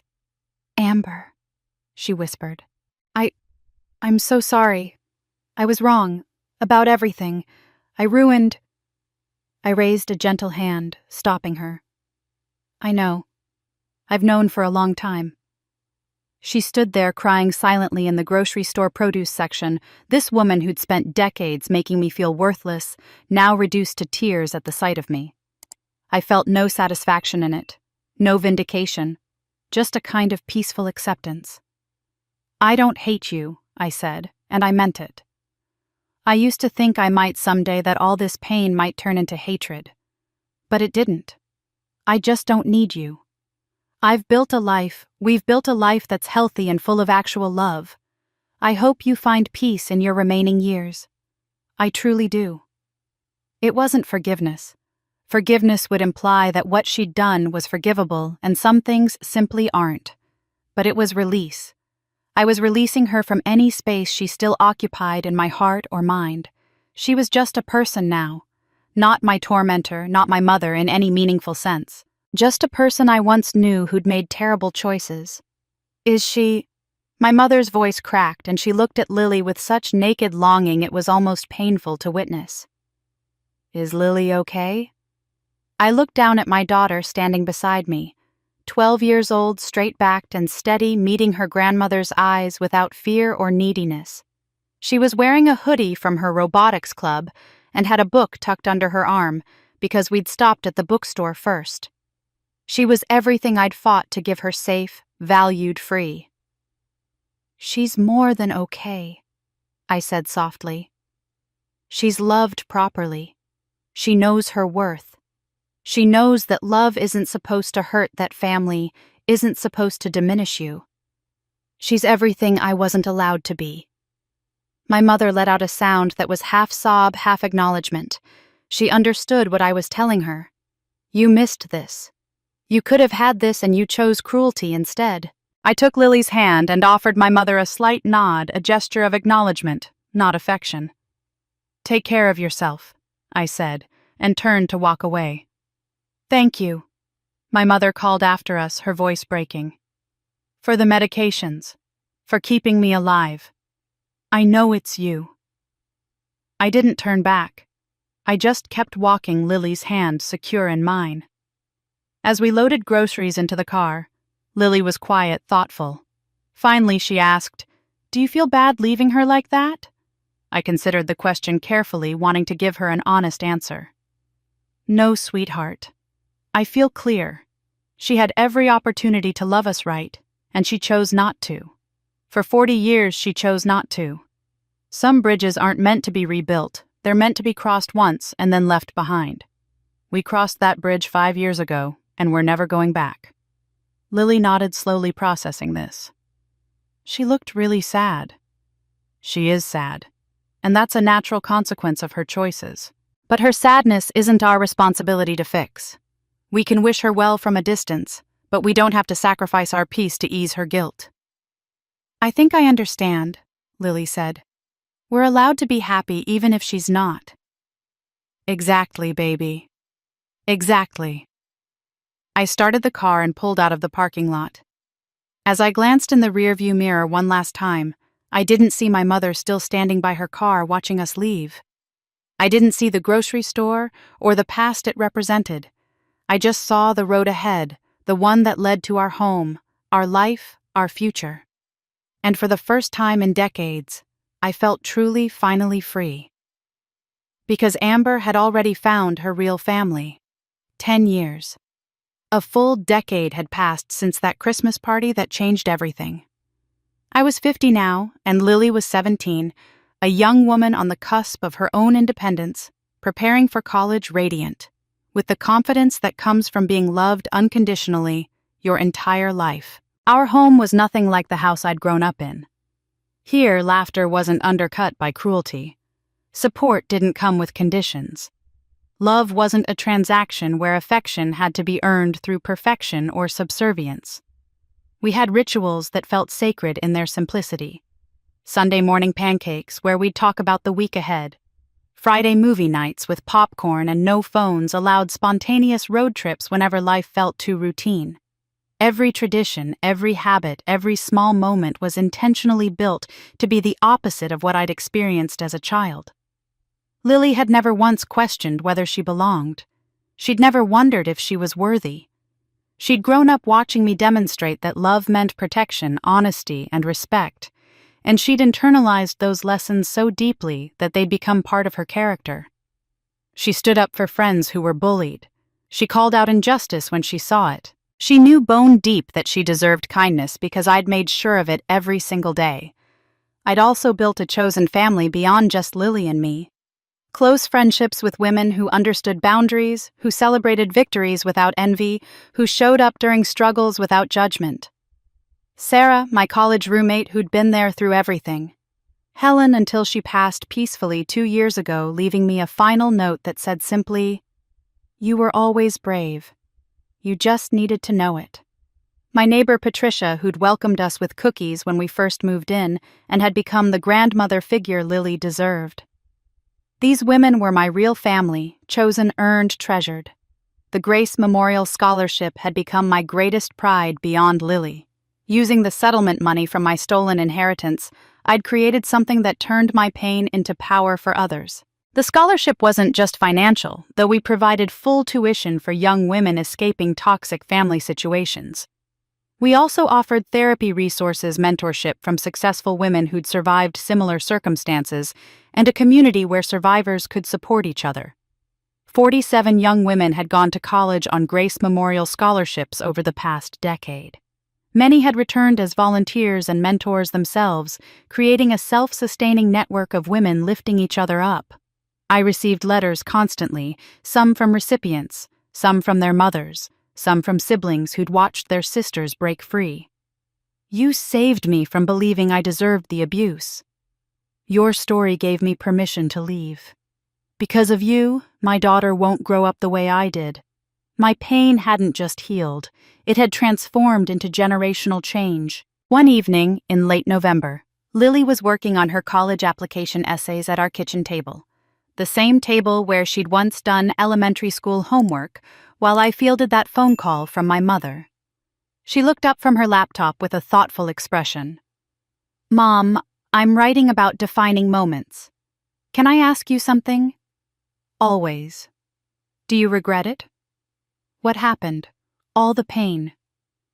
I set down the book I'd been reading and considered her question with the seriousness it deserved. She wasn't asking if I regretted cutting off my family. She knew I didn't. She was asking something deeper. Did I regret the suffering itself? The 40 years of being invisible before I found my voice? "I regret the years I wasted trying to earn love from people incapable of giving it," I said slowly. "I regret believing I was the problem when the problem was always them.